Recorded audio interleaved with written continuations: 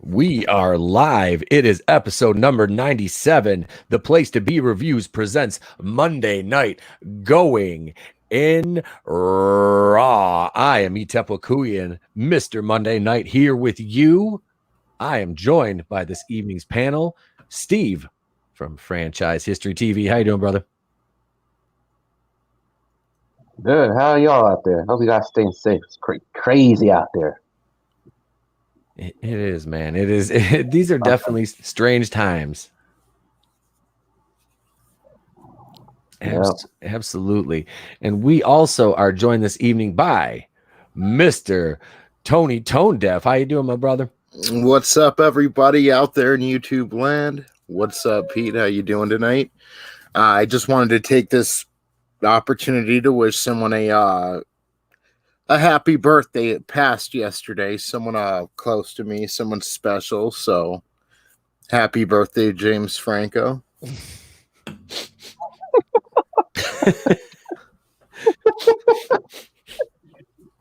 I was getting all misty-eyed for a second there. Well, happy birthday to you too, Mr. Kuyan. Yep, I hit the big 4-0 yesterday. I don't feel, actually, I can't even lie, man. I think I slept wrong on my elbow. It's been fucked up all day. I had to put icy hot on it right before we started.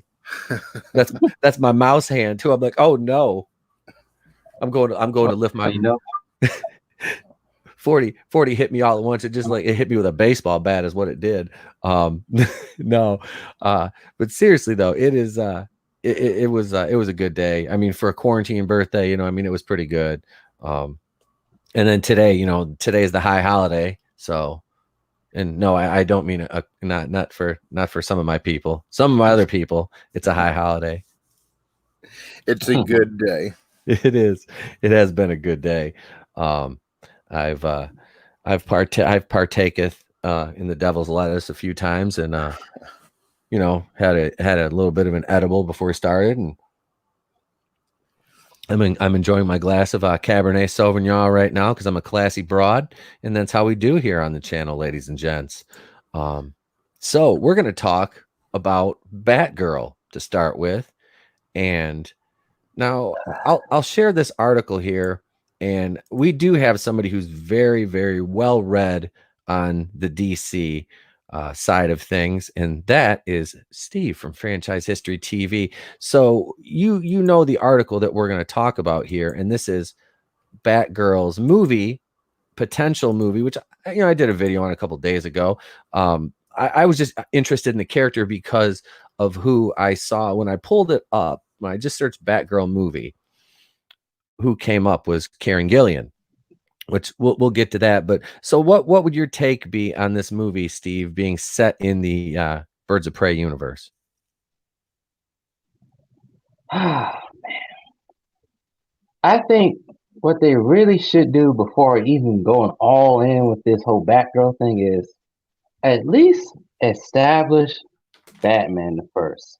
Establish the patriarch. Because actually right before this, I actually got done talking to my cousin about this, and he saw the Birds of Prey movie, and he pointed out that he couldn't relate to the characters or really get a good backstory on the characters. And I feel like they should at least get like Batman in there so they can start establishing more of these characters and having someone in the movie so they can start establishing that background. I think in order for people to actually like Batgirl, know who she is, you have to start from A. You got to go from 0 to 5 to 10, not from 0 to 100 within one movie. And I think that was one of the problems with Birds because there was really no background on Black Canary, Huntress, or Cassandra Cain. So I think they should establish Batman, establish the whole team, and then start not squaring them, but start branching out with other characters instead of trying to go for like a full Wonder Woman type thing, which doesn't work because Wonder Woman is her own character. And that's all I have to say about it. We probably have more. Yeah. Go on. No, I was just going to add in now. This whole thing it depends, like you said, where are they going to start with her?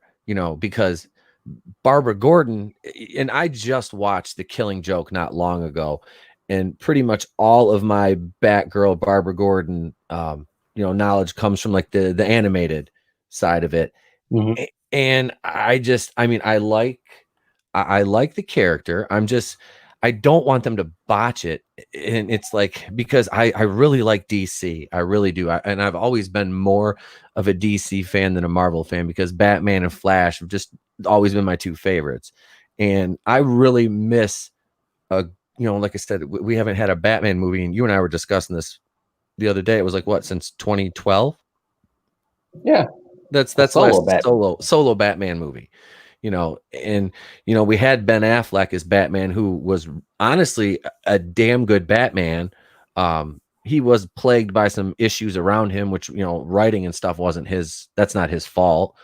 But, he did the best with what he had. And I mean, I think he translated well. I would have liked to have seen a solo Batman movie, much in the vein that we got that Man of Steel, which Henry Cavill needs to come back and play Superman again. Oh yeah, I definitely agree with that too. Because it's been since a Superman solo movie. We haven't seen him since 2013, and they keep trying to make Batgirl. They want to make Birds of Prey, Harley Quinn, all kinds of other stuff. It's like, can we see Superman, Batman? I'm gonna even add another person up there. Can we see Hal Jordan, the Green Lantern Corps, something? Yes. We haven't seen any of that. That's what I want to see. Unfortunately, 9 months from now, some Warner Brothers exec is going to say, you know what we need? More of Margot Robbie shoving her tweaker junkie tits, not shoving her tweaker junkie tits in our face. And that's what we're going to get. And I was going to thank you for pointing that out, Steve. 7 years. And I enjoyed Man of Steel for what it was. I know it's not a perfect movie, but it was nice to get a Superman movie in the modern age. Since then, I mean, we've gotten Suicide Squad. We've gotten Birds of Prey. And I mean, none of these movies seem to connect to the bigger picture in any way other than a few Easter eggs sprinkled throughout. And people wonder why the DCEU is a failure. They took a right step. They took a step in the right direction as far as focusing on Wonder Woman. But there's Aquaman out there, Shazam, Superman, Batman, Green Lantern, so much more they could be focused on, which would get fans excited and generate an energy for their brand. But they always, honestly, I don't care about a Batwoman movie. I don't. It has nothing to do with her being a female. I'm excited for Wonder Woman 84. It's just nobody cares about Batwoman.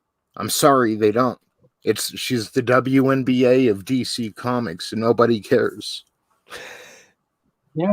You're right. You're absolutely right, dude. And that's just it. I'd like to see him succeed, but I mean, give me something to look forward to. Yeah, they're not right now. Nobody's looking forward to seeing Birds of Prey 2 or Batgirl. They want to see the Justice League fight Darkseid or Brainiac or something like that. That's what they're waiting on. We ain't even got that yet. Yeah. And in a way that makes sense. Yes. And that's another reason. In a way that makes sense, and it's not being rushed to catch up to Marvel, because guess what? Marvel is going to plateau eventually. They should take their time and capture the audience out there and really bring something good. They haven't done that yet. Birds of Prey is not going to do it. Batgirl's not going to do it. I don't even think Justice League Dark is going to do it. They got to bring in that team in. They got to bring in the team of the Justice League. Somebody in there to catch people's eye. This Harley Quinn thing is not going to work in the long run. Well, there was rumors, speaking of other projects, and one thing I've been looking for in live action is Martian Manhunter. And there was rumors that they were going to use Harry Lennox as Martian Manhunter, which Harry Lennox, he's one of my favorite characters or actors on the Blacklist outside of James Spader and I can't remember the gentleman's name that plays Dembe on there, Raymond Reddington, James Spader's right-hand man. He's been with him since the very beginning of the show. But I would like to see that because number one, his voice is he's got like just that he's got a perfect voice for it. So I mean, they would probably honestly mocap him, I would think, for the most part, but I mean, it would be cool. And now that Justice League Dark, that's going to be on, is it HBO Max? I believe is showing that. Yeah. Yeah, I think so. yeah. See, now you're talking another show exclusive to a streaming service. So, you know, how many people are gonna these streaming services? They're gonna break their own industry because there's so many of them. I mean, Well, if you want to consume all the content on every streaming service that you need to consume that content, you're going to be spending twice as much as you would for cable. people are just dumb enough that we should create an internet cable company, an aggregate for all of the streaming services, and charge them $120 a month for all of them. Yep. You would make money hand over fist. I don't understand why you DC Universe. What's the point of that? Yeah. You have Titans on there. Why not put that on there? What's on there? Yeah, that doesn't make sense. Why? I don't know. A lot of this. I forgot DC had a streaming service. I did too. I just like I never even think it because like I remember they had talking about that because they had Swamp Thing on there. And that was it, like debuted and then it got canceled like the next day. Jesus. I was like, what the fuck? Like, why? I think the only thing they got working for them is the Titans and then that Harley Quinn cartoon, which actually I was down on until I started watching clips yesterday. It made me laugh. And that's Kaylee Kuko from doesn't she do the voice of Harley Quinn on that? Yeah. Okay. Yeah, she does. They also got George on there. Costanza is one of the characters. Nice. At least now there's one of the characters on there. Nice. Yeah, other than that, they got old stuff like the old cartoons from back in the day, the DCA and other movies on there, and game shows and comic books. That's really it. Yeah, I don't know about that DC deal. And dude, I just got like I said, I've got Disney Plus, and I'm like the sixth man on the Netflix account. So I'm not. I'm not. I don't know. I don't want to spend. Like I said, I'm already spending I got cable, so I don't want to freaking drop. Another 50, 60, 70 bucks a month on. Oh, I got this and I got that one. I'm gonna do Hulu here eventually. And maybe I've been thinking about that NBC Universal one just because that's where The Office is going. And if it's not going to be on Netflix anymore, I might as well have that because it'll be on there. Do you think they're moving Seinfeld to Peacock? I don't know. I don't know if they're going to take that off Hulu. That would cost them a pretty penny to get that back, I would think, because doesn't Disney own Hulu? The majority. I was gonna say, they're not gonna. I don't think they're gonna give Seinfeld up. Because my thing is, we all know the representation argument, and I used to be against that. I recently started watching Seinfeld, and now seeing George Costanza, I understand the representation argument. I've never felt closer to another character, and I guess that's how we grow. We grow through change. We grow through change. One day at a time, Tony. I know. I'm the same way with that. I'm like I'm about a foot taller than him, but I feel like George half the time. Like I really do. It's like at one time I was a 30-something. I was bald and I did live with my parents. He talks about going home with a girl and he's got to take a dump. Like that. Yep. That's totally something that would happen to me. I love it because he takes his shirt off in that one episode when he's going to the bathroom, and Jerry's like, "You always do that?" He goes, "Yeah." So he forgets when he's at his party at like his girlfriend's family's house, and he comes out of the bathroom without his shirt on. That is my kid. I was like, Jesus, Costanza. I'm like, what the hell are you doing in there? You come out taking your shirt off. Did you take a shit? It's like, holy shit, man. Like literally. dude, I'm like, you did not need to take your fucking shirt off to go to the bathroom. But so no, back to the DC thing though. I mean, so do they have any idea of what's going on? Because they've got the Batman coming out, which they say that's going to exist in a vacuum. All right. Says we got 3 people watching right now. If you're out there in the chat, which I'm surprised we don't have anybody in yet, maybe because we started early, I don't know. Bitch slap that like button. And yeah. Welcome, Raiders of the Lost Flicks. What's up, Adam? How you doing, my man? What's going on, everybody? I don't smoke the weed, but I have inhaled before. Well, that's all it takes. That's all it takes. Just ask Bill Clinton. He didn't inhale either. No. Hey, so we're talking some DC right now, and we're kind of going down the line on Batgirl. And Keely Chow, what's up, man? I see you out there. How you doing, Keely Chow? Thank you for joining us. Goddamn Keely Chow. Yep. So we were talking about Batgirl taking place because they were rumored that they were going to set it in the same world as Birds of Prey, and I have another article that it's kind of interest because after we go through this, we're going to talk about, like I said, the alternate to this possibility of casting. We can just put this one to bed here, and we'll go into this. We're still moving forward with the Birds of Prey universe. Well, yeah. When in doubt, when something fails, double down, right? You double down. Yeah. I am doing excellent, Keely Chow. I'd love to have all these people in a casino. So here we go. Alicia Silverstone wants to play Batgirl again. Oh, okay. Yeah. Alicia Silverstone says she'd love to suit up and play Batgirl again after the critical panning of Joel Schumacher's Batman and Robin from 1997. I thought she was dead.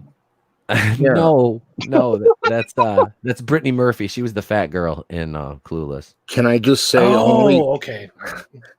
only Paul Rudd could pull off starring in Clueless and being a superhero today. He was banging his stepsister. He was banging his stepsister. Yeah. And now he's fucking Ant-Man. Maybe that's the secret. He went into the quantum realm, went back and fixed the fact that he fucked his stepsister. There's a movie we need to get on. Oh God, would that go in line with our old cinematic the place to be cinematic? That'd be part of that'd be part of the Uncle-verse. Yep. Wait, before we get into this more, look at this down here. Megan Fox Wonder Woman, the casting rumor. Oh God. This outfit though that she's wearing, oh my fucking God. You know, it was bad. Batman in Robin is just a wonder. It's an absolute joy. I fucking love that movie because it's so bad. It's amazing. Absolutely. Look at she's got the Madonna bat cones. Whoever wrote that and drew that and said, yeah, go with that one. I'm like, all the people involved, you're all fired. Let's highlight her tits with the bat symbol. How about that? Wouldn't that be nice if we did that? I mean, I'm pretty sure you could take those off and use them as distributor caps. Those are actually off a 77 Chevy half ton. Let's see. Batman and Robin star Alicia Silverstone says she'd love to suit up as Batgirl once again and redo Joel Schumacher's maligned 97 superhero film. Speaking to Collider, Silverstone reflected on Batman and Robin's lackluster legacy and whether she'd do it again. I like it when I get to do the fighting scenes with Uma Thurman. She said, that's fun, but I'd like to do it all over again as this woman. I think it would be much better now. Silverstone starred alongside the likes of George Clooney, Uma Thurman, and Arnold Schwarzenegger, playing a revamped version of Barbara Gordon, who was renamed Barbara Wilson and depicted as the niece of Alfred. Critics and fans weren't kind to Silverstone or Batman and Robin, but that hasn't stopped her from wanting to return. Yeah, I was reading another article about her being body shamed. They're calling her Fat Girl during the show. I was like, that's kind of savage. I'm like, I didn't think she was fat. I thought she was kind of thick. I mean, she's always been cute, but she's the same age as I am, I think. Maybe a year older. Now, this is the same Hollywood that's always crying about, representation for the heavy people too, right? Yeah. Yeah. Okay. Yeah, Just checking. you can't body shame, man. I thought maybe I'd quantum realmed into a different universe again, somewhere Nope. between the last show and this one. No, we're still here. I mean, we're still in Okay. we're still in the 616 continuity. Although the film earned Silverstone a Razzie for Worst Supporting Actor, well, that's an istophobe thing because she's an actress, not an actor. Did they just assume her fucking gender? That's it. I think it's actually you're not supposed to say actress anymore. I don't keep track of these fucking things anymore. I lost my bingo hopper. Phoenix, did you hear the one about the Karen today? Yep. Okay. Oh yeah. What's that one? She also had the honor of winning the Kids' Choice Award for Favorite Movie Actress. It's no secret Silverstone's portrayal of Batgirl was a divisive one, leading to the media. Okay, not the fans. I'm going to highlight this. Leading to the media branding her a butt girl or fat girl due to a reported weight gain. Okay, divisive. It was unanimously terrible. Come on. Yeah, but come on. Okay, so this right here, dude, I don't want to hear one article about the fucking fan shaming her when this motherfucker right here from CBR says leading to the media branding her as butt girl or fat girl, not fans, the goddamn media. Because back then it was all right to say, hey, she's too fucking fat to play that role. You should probably file this in your dirt folder for later. I've saved a copy of it. It's downloaded and saved. But yeah, so it says while Tim Burton has great success in the dark and brooding Batman and Batman Returns, Warner Brothers took a series in a very different direction with Schumacher's Batman Forever in '95. I like that one. I like Batman and Robin because I knew it was bad. I just enjoyed it because it was bad. Schumacher had been hired for a 5th movie, and while the ending set up the return of Batman, Robin, and Silverstone's Batgirl, Batman and Robin's performance led to the studio scrapping the plans for a sequel. As it stands, there have been no movement on Warner Brothers' reported Batgirl movie. Joss Whedon was originally attached to write and direct the Barbara Gordon standalone, but stepped away to be replaced by Christina Hodson. Ugh. Apart from the odd headline of actors throwing their hat in the ring to play Batgirl, the studio is still said to be looking for a female director. Why? Like, does it really matter? Like, you could get a man to direct this movie who just knows the fucking character. You know, I mean, it doesn't make any sense. Okay, so we don't need to. Was this written before or after the Brew Flu? This was from 4 days ago. No, for fuck's sakes. We're still on this stuff, huh? Yep. Yeah, so I mean, you've got to be kidding me, okay? So I mean, I don't think going back, this is like going back to an ex. Like, it didn't work out the first time. It wasn't that she was a terrible person. It's just that the material she was working with was bad. So it was kind of a mutual breakup, we're like, hey, look, Alicia, you're good. You're fine, but you're just not what we're looking for. It didn't work out. We need to go in a different direction. You can go be happy and do whatever it is you're doing now that's not in Hollywood. And yeah, we'll get somebody else, aka how about Karen Gillian to play this fucking role? That's just a rumor, but I mean, I'm in favor of that. I mean, not only because she's a total fucking smoke show, but I mean, look at the fun. She knows how to play with the guys. Yes, dude. Get along with the guys, and she knows how to handle the fandoms of those franchises because I don't remember her fighting with anybody from the Doctor Who universe or in Guardians of the Galaxy, or when she was Guardians of the Galaxy. Yeah, exactly. Endgame. She had the most screen time out of any female, and she had like the second or third most screen time overall with 41 minutes. Right. And she also did 2 good Jumanji movies, so she knows how to handle franchise stuff. Yes. I think she would do this role justice. I think she'd do this role justice, and I think she'd be good as what's her name in Aquaman. She'd be my first for the replacement. I mean, for Mira. It'd be kind of like crossing the streams because then you're in Marvel and in DC, but does it really matter these days? It doesn't, because look, Batman is now going to be fucking in Thor 4. Right. Can't wait for that. Can you? He's going to play Gore the God Butcher. I'll put money on I know that. Alex is excited about it. He won't shut up about it. He can't wait because it's Taika Waititi. Yeah. He's looking forward to Ragnarok. He's not here so we can trash talk him. He's looking forward to Ragnarok Part 2. He's going to listen to this on the playback and be like, those motherfuckers. Oh, man, I'm going to hear about that. Yep. Oh, shit. Hey, Admiral Tiberius. Yeah, nobody got notifications because I'm not used to like there being nobody on the stream at the start in the chat, and it was like, okay at first, but welcome Admiral Tiberius and Keely Chow. Thank you guys for joining us. So I mean, Steve, what do you think of this? What do you think of Karen Gillian as Barbara Gordon? You think that'd be a good fit depending on where they start the story, or? Yeah, I give it 2 thumbs up. I think I said this in my video. I said she would be perfect for the role. I can't see anybody else doing that at the time, but yeah, she can work. Yeah, she's solid with her stunts too. That's for what the stunts she does do, herself. She's solid. And like I said, she's one of the reasons I want to check out some of the older stuff of Doctor Who that she was in. Oh yeah. Her run as the one of the companions was really good. Yeah, like I said, Amy Poole, wasn't it? Or Amy Pond. Close. Pretty damn close, buddy. I've watched 3 of the Jodie Whittaker episodes now, and wow, that's about as many as I watched. Oh man, I want to go back and watch Arachnids in the UK, but that was not available yet. Because I know how cringy that episode is. So before we get too far, Tony, what do you think of Gillian possibly taking on the mantle of Barbara Gordon? So roles like this, I always like to see a somewhat no-namer take on the mantle and really make it theirs. That's to me that always like the Hugh Jackman to the Wolverine. Now you can't imagine anyone else as Wolverine. And that's the connection I like to have to the superheroes. If I'm gonna name a name though, Karen Gillian is cool, but I'm gonna agree with Admiral Tiberius and go with Alexandria Daddario. Mm-hmm. See, I'm not really familiar with her. I mean, I couldn't even name anything she's been in. See, I'm okay with that.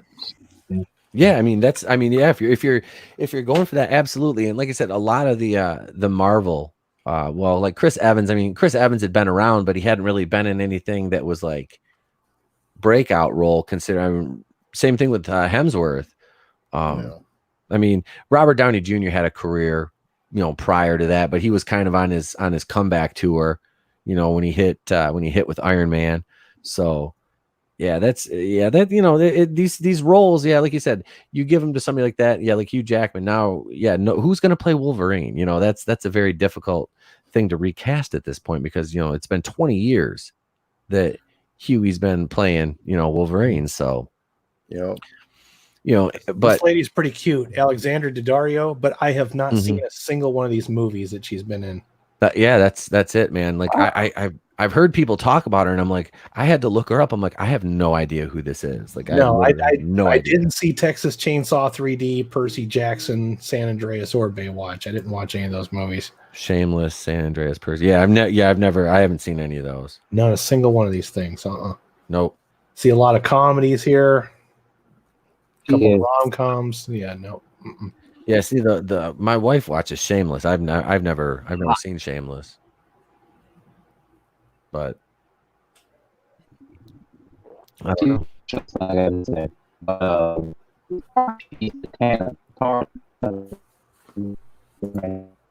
she hurts it. Not was it? You were beat booping R2. Show day. You hear me? Sound like R2D2 a little bit, man, right there. You were beat booping, yeah. That was hardcore. Yeah, you were auto-tuning pretty bad. Yep. That was some T-Pain right there. Yep. What was the last thing I said there? We don't know. I honestly I'll still be booping. You're all right. You're all right now. All right.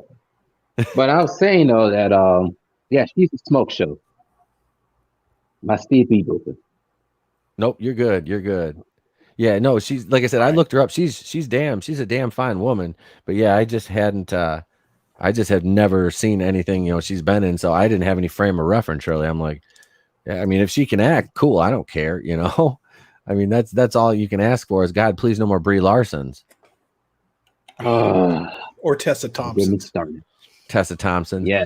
Well, Tessa Thompson, she doesn't even have to play Valkyrie anymore. They could kill her character off and she could still have a great career, especially with the new with the resurgence of drive-in movie theaters. She could just sit there and let them show movies on her forehead. Tessa Thompson is a better looking lady than Brie Larson, but Oh, she's yeah. just as ugly of a person as Brie Larson on the Yep. inside. I want to tell her, bitch, you can eat all the makeup you want. You're still ugly on the inside. She is though. I don't care for her that She has a much. big mouth. I liked her up until about a year ago, man. Yep. I think it was Men in Black. That was pretty much the end of it for me. I'm like, nope, you're not cool anymore. It's like, how did you get a big head off of Ragnarok and Men in Black? Like, what the fuck is She wrong was with in you? Westworld. Yep. And I liked her in that. And then after Men in Woke in Black International and all the, I think we should call it Persons in Black. I'll just shut up. Just shut up. Shut up. She was in Creed too.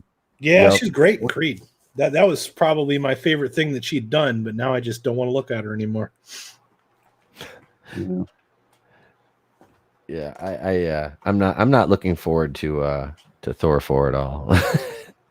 I mean, Jesus. It's just these people that just want to make everything into a statement all the time. It's so tiresome. Just stop it. It is. It's like, hey, this looks. This was how it literally went for me. I was like, all right, man. I'm like, I can kind of see. All right, I'm kind of be excited for Thor 4. They're gonna do something else with them. Like, all right, let's see. And then it was Taika Waititi's attached to it. And then it's like, oh yeah, there's gonna be Jane Foster. And then it's like, and then it's gonna be Valkyrie focusing on her, getting her, finding her queen. And I'm like, my excitement went from like, maybe like a 75 to like 0 in like 3 days. Like all this shit got announced in like 3 or 4 days. I'm like, what the fuck?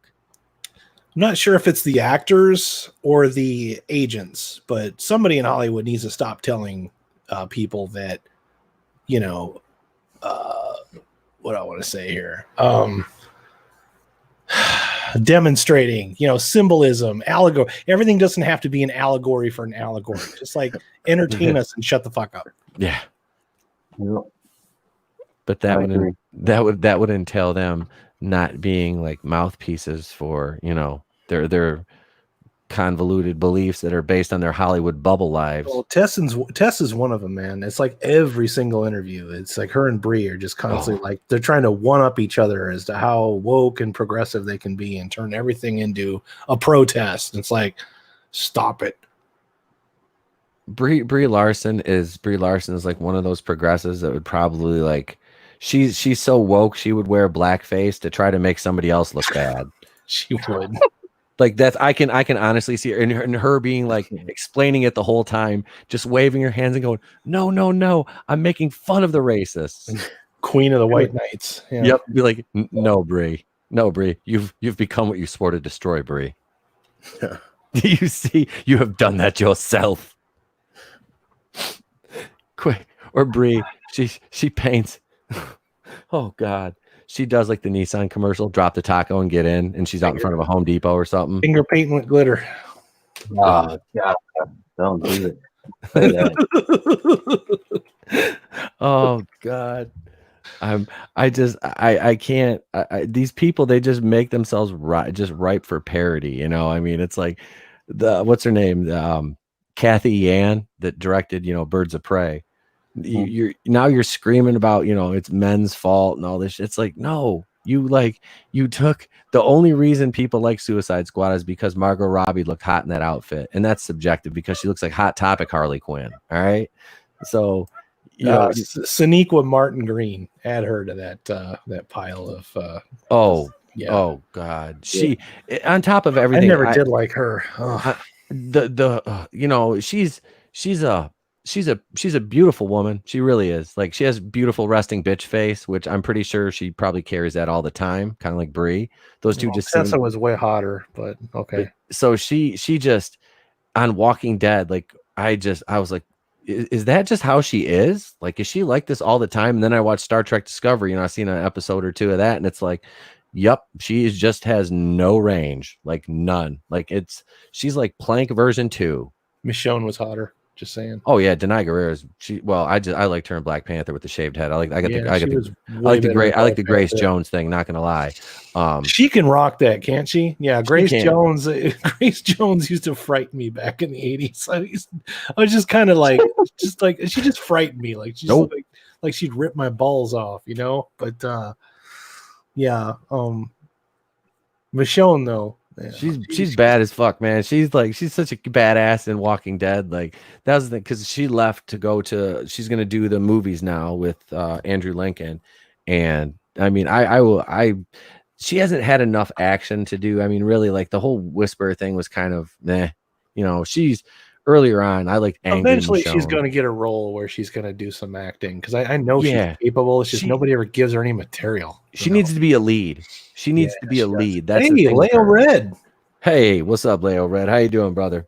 Hey, Leo Red. Thank you for joining us, sir. Seen Leo for a while. He gave up our Friday night show for video games. At least he was honest. Yeah, I appreciate the honesty. I do. but kind of like rounded back to the DC side of things, though. I mean, look at Kathy Yann's blaming everybody else for Birds of Prey, and as I said, they're all making a big deal out of it because it hit number 1 on iTunes. It's because it went from fucking it went from $19.99 from video on demand to $5.99 on fucking iTunes, and that's the only reason that thing became number 1. I guess you could say it went from suck to blow. So speaking of that, Spaceballs reference right there. My kids watched Spaceballs like 5 times in the last like 6 days, and he's sitting there playing with his Star Wars toys today, and he's got 3 of them. He's like, suck. Jesus Christ. He's running around with his little fucking ships going, prepare ship, and he coughs. He goes, prepare ship for ludicrous public. Like seriously, dude, he's quoting Spaceballs now. You know you're in trouble when he goes, great, you turned off the whole fucking movie. I'm waiting for him. I'm waiting for him to be like, how many assholes we got in here? Well, he asked me today because we were watching it this morning before I would start working on my video. He says, we're sitting there and it was the asshole scene, and he looks at me. He goes, Daddy? I'm like, yes.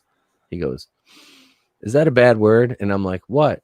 And he goes, I can't say it. I'm like, you get a pass. What do you want to say? He goes, is asshole a bad word? I'm like, yes, son, you can't say that. He's like, okay, they say it a lot. I'm like, you don't say it. All right, Dad. I'm like, okay. I know when I walk away and I go back to the room, put my headphones on, and my wife's in the office working, he's out there going, how many assholes we got in this place? Yep. Got all his fucking stormtroopers lined up calling them assholes. Knew it. I'm surrounded by assholes. He is. He's going to be setting his. If I come out in the living room one day and he's got like 30 stormtroopers around him and he says he's surrounded by assholes, I'll probably die. Like I will just fall. I will fall out. Like I don't even know what we were talking about. This fucking kid.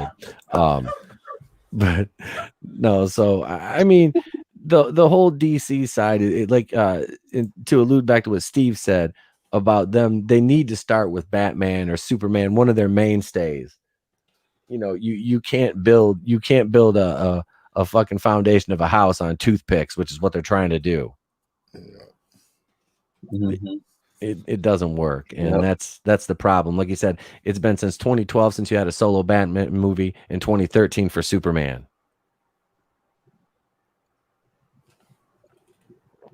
And now you'll have what? We'll be on our second Suicide Squad, and they still want to do a sequel to Birds of Prey, even though it lost money.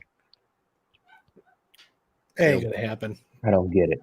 I just don't get why they need a sequel If they do, to something that didn't make money. I'm sorry, they'll put it on the what do you call it, the WB channel or the DC channel, DC Plus or whatever the frick it's called. Yeah, it'll go to DC Universe. This movie had $100 million budget. Put it on DC Universe. We'll get $5.99 for it. About $3.50. $3.50. It's crazy. Creature from the Mesozoic era showed up my door asking for $3.50. You know, the worst part is Birds of Prey is the dwindling returns from Suicide Squad. Now, it's more than just doubling down at this point. It's just, stupidity. I'm sorry, but, Suicide Squad at least made a little money in the theater, so I could understand the reasoning, but people don't like their version of Harley Quinn. It doesn't really connect with many girls. And that's what they were going for. And I don't know if they honestly make a third Harley Quinn movie. It's just, any sympathy for DC is out the window. Yeah, that's the thing. They had so much going for them with, Wonder Woman in 2017. Okay, now that kind of washed Justice League. It really did. Then you had Aquaman, Shazam. I mean, you had some goodwill built up. And then, even like you said, Suicide Squad still made like 700 million worldwide. Birds of Prey didn't destroy my goodwill, because I knew fully well that was put into play like way before Aquaman hit. Like all those things were like commissioned to be made at the same time, except you had talented directors and not so talented directors, and you can see the difference. Yep. Mm-hmm. I mean, Aquaman is great. Aquaman was solid as hell. And then you look at Birds of Prey, and it's like, they was talking about what's that, Steve? Well, I was gonna say they was talking about that. So they was talking about that Birds of Prey movie. Suicide Squad was even thought about. Yeah, they've been talking about that for a long time. Yep. And doesn't that kind of make you wonder? It's like they've been talking about it for that long, and that's the best they could do. Like, really? Like, that's the best you could that's the best you're bringing to the table. You've been developing this movie. It's been, in pre-production and, for probably 5 years. So you're talking the better part of, maybe a half a decade. And this is what you bring to the table. A fucking dumpster fire, divisive, pretty much ruined Black Mask. You killed him off real with the quickness. I mean, it makes no sense. You got your main cast run around looking like fucking dollar store Halloween costumes from the 80s. It's because there's no real idea for the movie, just a bunch of suits saying, hey, let's make a Harley Quinn movie. And there's no passion behind it, so. Let's call it Harley Quinn, but let's have like the world's most boring team up ever. Yeah. I still would rather see Katie Cassidy's fine ass playing Black Canary. Somebody. I mean, shit. Go back, like I said, go back to the 2002 show. I'll take Rachel Scarston. Yeah. I mean, shit. Doesn't sound like she's ma'am. Ma'am. The non-binary bop group. Yeah. Non-binary bop. Non-binary canary. Non-binary canary.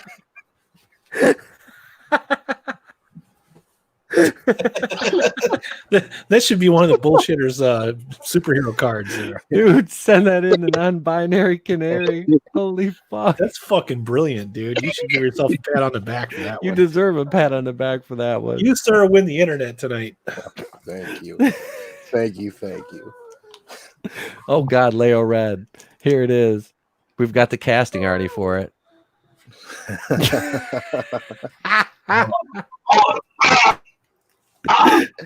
Oh, God. Tell us how you really need feel. my eyes bleached. I need my eyes bleached.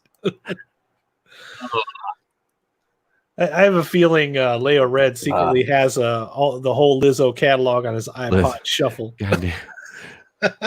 Women like Lizzo give the term thick a bad name because she calls herself thick. I'm like, no, bitch, that ain't thick. There's thick, and then that's just oof. There's Limp Biscuit, and then there's just Biscuit. Lizzo is Black Canary. God damn it. Somebody draw that. I can't get it. No, don't draw it. Don't draw it. Somebody draw that. Draw me like one of your bad image.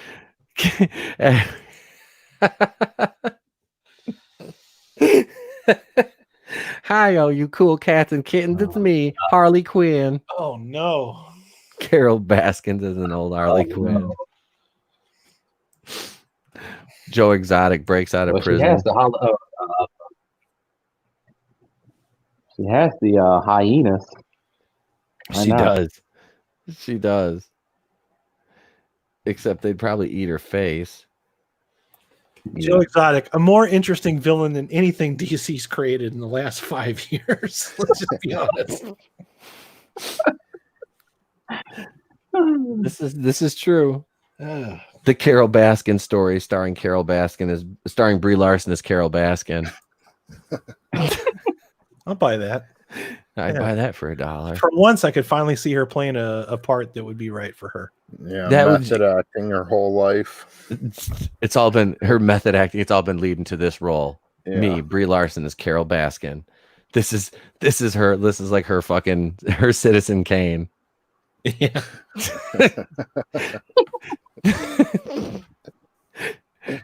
if that is her Citizen Kane. Oh, Brie. Yeah. So I can't wait to talk about Marvel because she's a big part of the Marvel discussion tonight. So. Oh no. Oh yeah. So I think we're pretty much done with DC. We could put that one to bed. Bye. Bye. Bye. And I hate those commercials. Is it me or those Cricket Wireless commercials the worst thing on earth? You know what I'm talking about? Have you seen those? The ones that I hate the most are the KFC commercials. Every single fucking one of them. Just all of them. Every single one of them, dude. Hate Admiral Tiberi says, "What's for dinner tonight?" I made tacos tonight. Brie Larson pulled up in front of my house in a fucking Nissan, and I was like, "What the fuck?" And she's like, "Drop the taco and get in." I'm like, "No, I need an adult." I'm like, "You have glitter on your feet and you smell like sweat and shame and look like America's ex-wife. Leave me alone." Yeah, she's got a blown out gordita. Looks like toasted Arby's that somebody threw against the wall. I mean, had that been a porno, it would have meant something different. I'm just saying. Fucking. Is that a sale? No, that's my labia. Leave me alone. It's like a beef and cheddar sitting under the heat lamp. Oh fuck.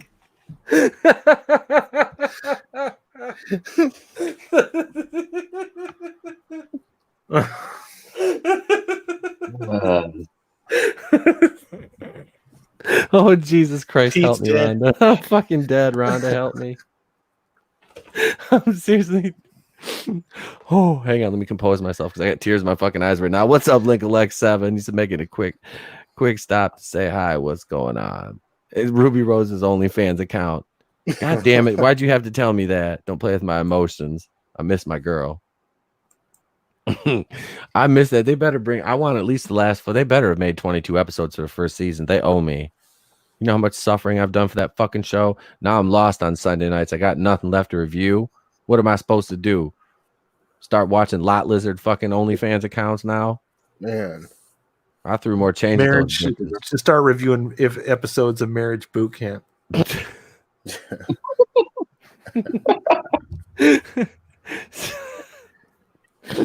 I'm just gonna. What is that fucking What I don't know. I'll find some mind-numbing reality show. I'll just go back to plenty watching. of them. Just look for anything on the WE, and you'll find something equivalent. Trust me. Well, I used to watch. I was hooked on The Bachelor for like the better part of 8 years. I could just go back to watching that. That's back before that stuff was just like the thing. You know Like, what I mean? Like, Oh yeah, dude. I've been watching like Bachelor and Bachelor in Paradise. We Like, could do a whole episode about fucking reality shows because I used to watch Dog the Bounty Hunter. I'm not afraid to admit it. I used to watch that. I knew it was bullshit, but I watched it anyway.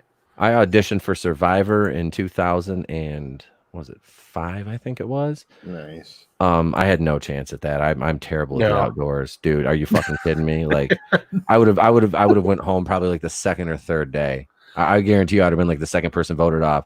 My day of camping is going out and making hamburgers on the grill. I would have been yelling. I would have been yelling at everybody, and I would have got kicked off for fucking trying to like, what's your luxury item? What'd you bring? I brought weed. Hey, did you learn how to make fire? No, bitch, back off. I'm lighting a fucking blunt. Leave me alone. This motherfucker snuck 2 ounces into a foreign country. He could have brought anything to fucking help him, and he brought weed. Yeah, man. You guys think I need to stay sane? I'm dealing with a bunch of assholes. I don't know shit. Probably end up with everyone else's provisions. Yep. They'd end up trading me. Watch, and I'd still end up with a bunch of weed left over. The seeds and start growing your own plants. Start a fucking garden. I'm there all the way to the end. If I could make shit bud and flower in 39 days, I would be a fucking billionaire. Sells off his crops by the end of the episode, makes more than the winner. Yeah. Yeah. Are you kidding me? Can we talk about Jeff Probst real quick? Why the fuck not? Before we break into this is the 420 extravaganza, so we'll just trail off like a bunch of stoners anyway. Because I know at least me and Tony are probably high. I was gonna say I don't need to be stoned to get stupid and off that.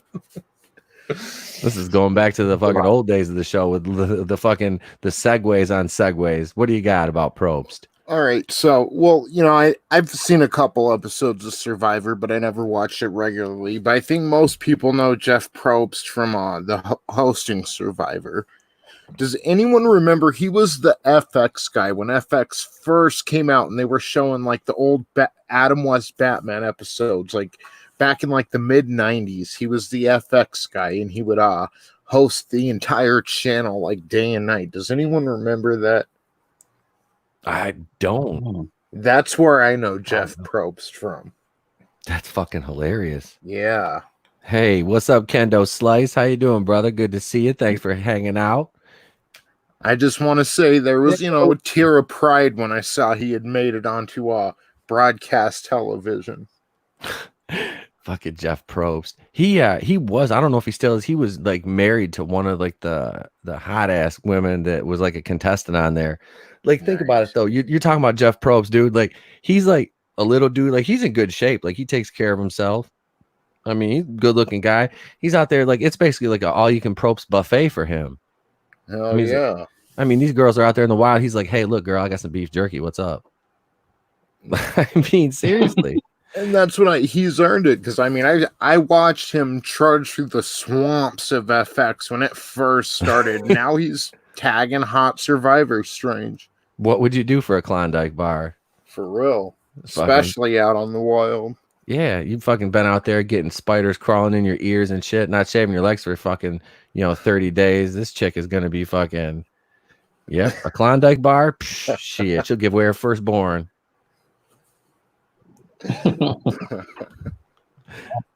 Oh, shit. Let's see. FX. Let's go back up. Keely Chow says, I remember reruns of Buffy the Vampire Slayer being shown on FX. Yeah, me too. I do remember that because they show Buffy and Angel like back to back on there. Yeah.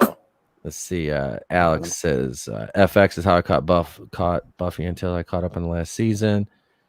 Kendo says, fucking exhausted, so drink and listen. Well, thank you for joining us.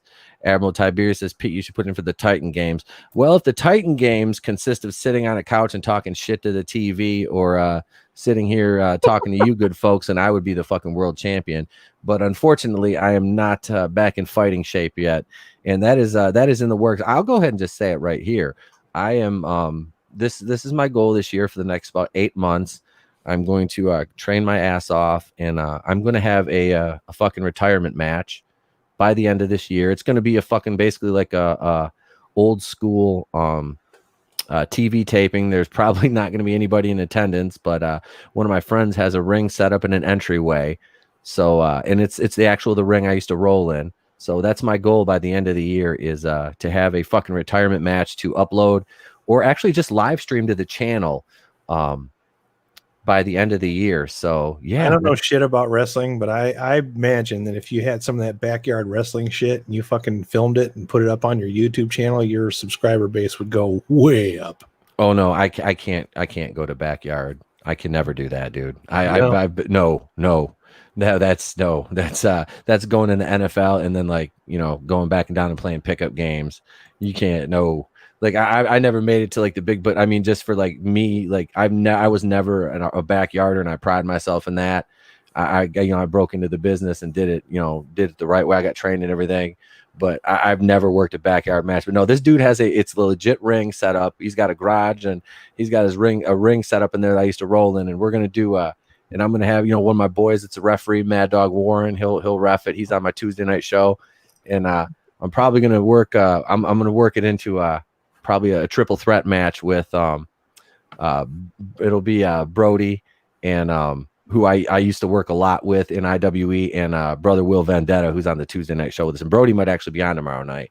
So this is something that I've kind of been planning for a while, and if I can't work a legit show, then we're just gonna do it at Brody's place, and he's got the ring and the fucking entryway. So we'll set it up, and it'll be fully produced. I'll get a couple people out there on camera and shit like that. So we'll make it fun, and that'll definitely be on the YouTube channel. So you guys will get to see my fat ass out there rolling around in the ring, looking like fucking the Pillsbury Pete man. But yeah, and I'll probably be just as drunk as I used to when I wrestled, so, because the next day I'll be hurting like a motherfucker.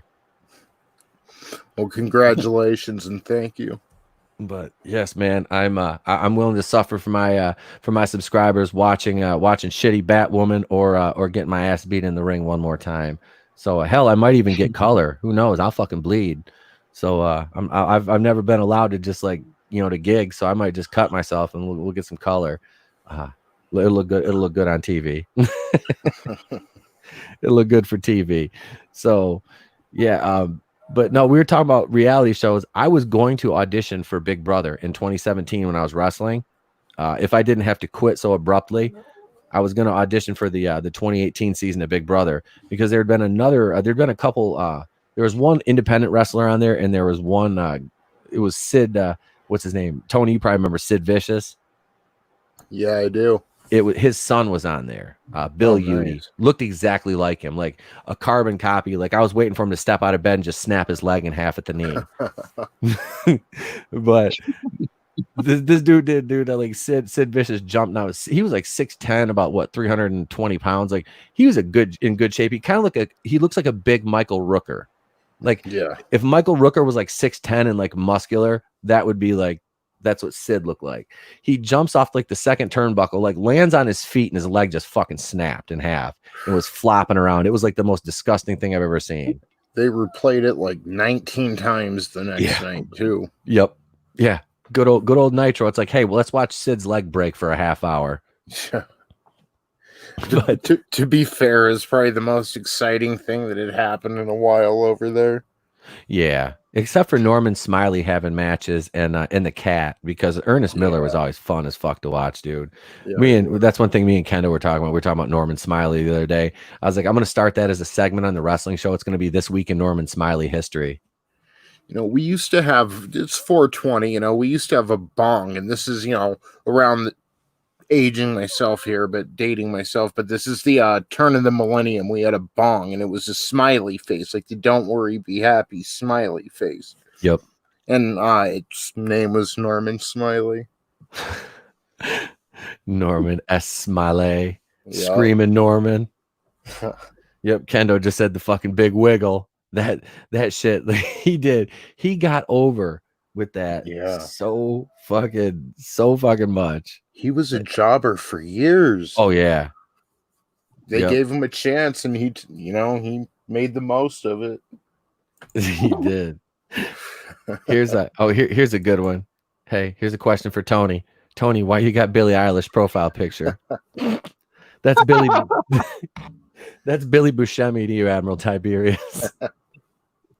Billy Buscemi isn't real. Billy Buscemi can't hurt you. Meanwhile, there's Billy Buscemi staring at you, whispering into the microphone. I mean, I've heard of mumble rap, but like whisper singing, I don't get it. Yeah. I don't understand it. Maybe I'm just old and grouchy, but I don't know. That's true. I mean, it's just like the movies. You have to put as little effort into it as possible, and then it's like this great artistic achievement.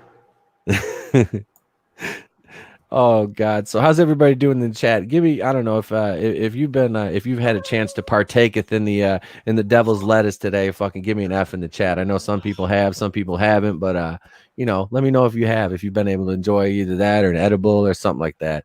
Let's see. Here it is right here. Vince would have buried Norman for having the audacity of getting over on his own. For real. Tony, give it. What would Vince sound like if he was going to bury Norman? God damn it, Norman.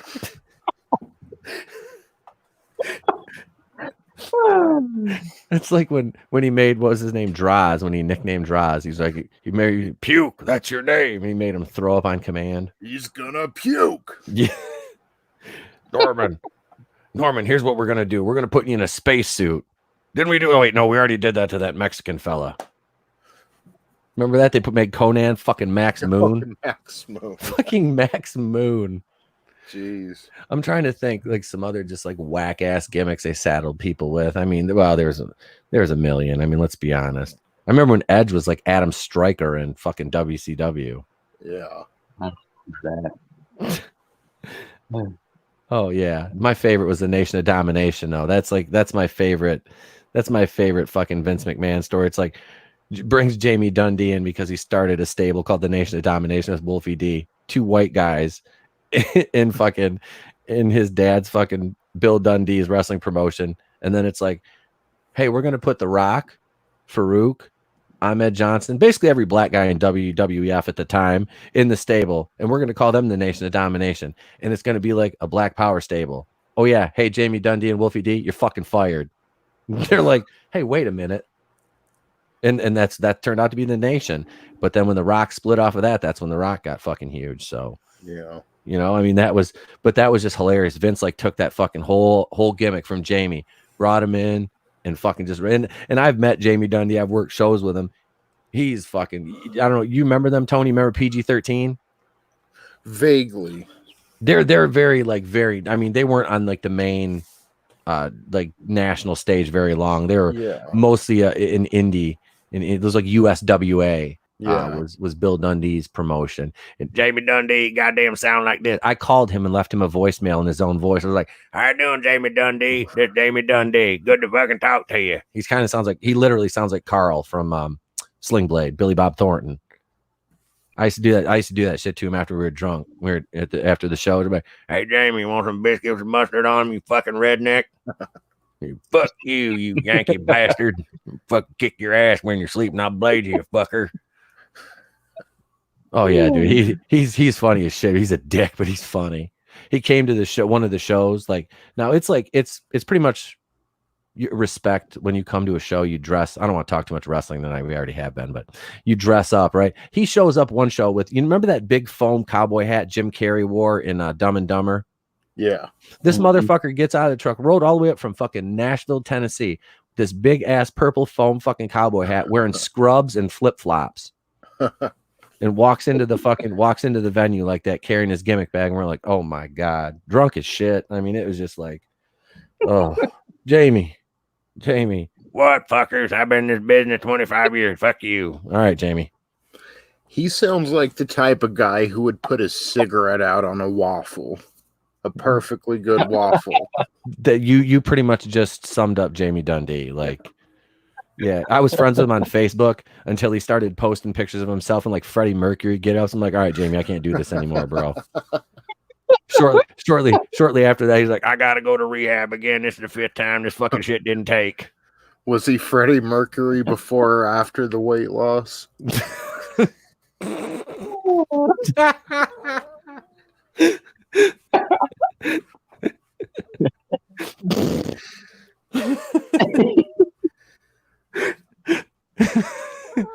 He's still alive, so, and he ain't got Magic Johnson money, so I'm taking his before. Yeah. Oh, okay. So we're gonna talk next about our top 3 holy shit, manliness and motivation. He says there, wait, this is a name for Exotic Adrian Street and Waiting. Oh, how about Adrian Adonis, man? Adrian Street, Adrian Adonis. I'm trying to think of another like you remember Lodi from The Flock, Tony? What was his name? Lodi with the leather shorts. Did we lose Tony? I think his mic is on mute. Oh, okay. His mic's muted. So we'll break into our top 3 stoner comedies, and this can just be, you know, anything considered a stoner. You don't have to be a stoner to know these are stoner comedies, because those things pretty much, they speak for themselves. And we'll go with Steve first. What are your top 3? Oh damn!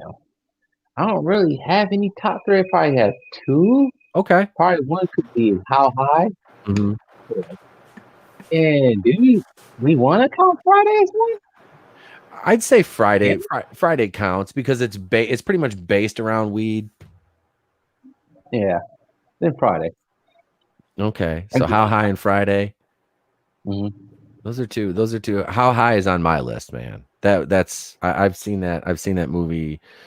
I haven't wore the DVD out yet, but I've seen it at least 100 times since it came out. I wish I was joking, but I'm not. I don't know. Tony, you there yet, man? Oh, he must have stepped away from the mic. Adam, what do you got, bud? I don't really have any, because I'm looking at my Blu-ray collection, and I don't. I don't really have anything like that. I mean, I could say my favorite comedies for Yeah, sure. yeah. You just go with your favorite comedies. Well, Airplane for sure. That's my favorite comedy ever. Every time I watch it, I just like completely lose it. Like I like that kind of humor. You know, you don't get enough of that nowadays. And I'd have to say Good Morning Vietnam would be another one, and Mrs. Doubtfire. A couple Robin Williams movies in Couple there. Robin Williams movies because that guy is funny as hell.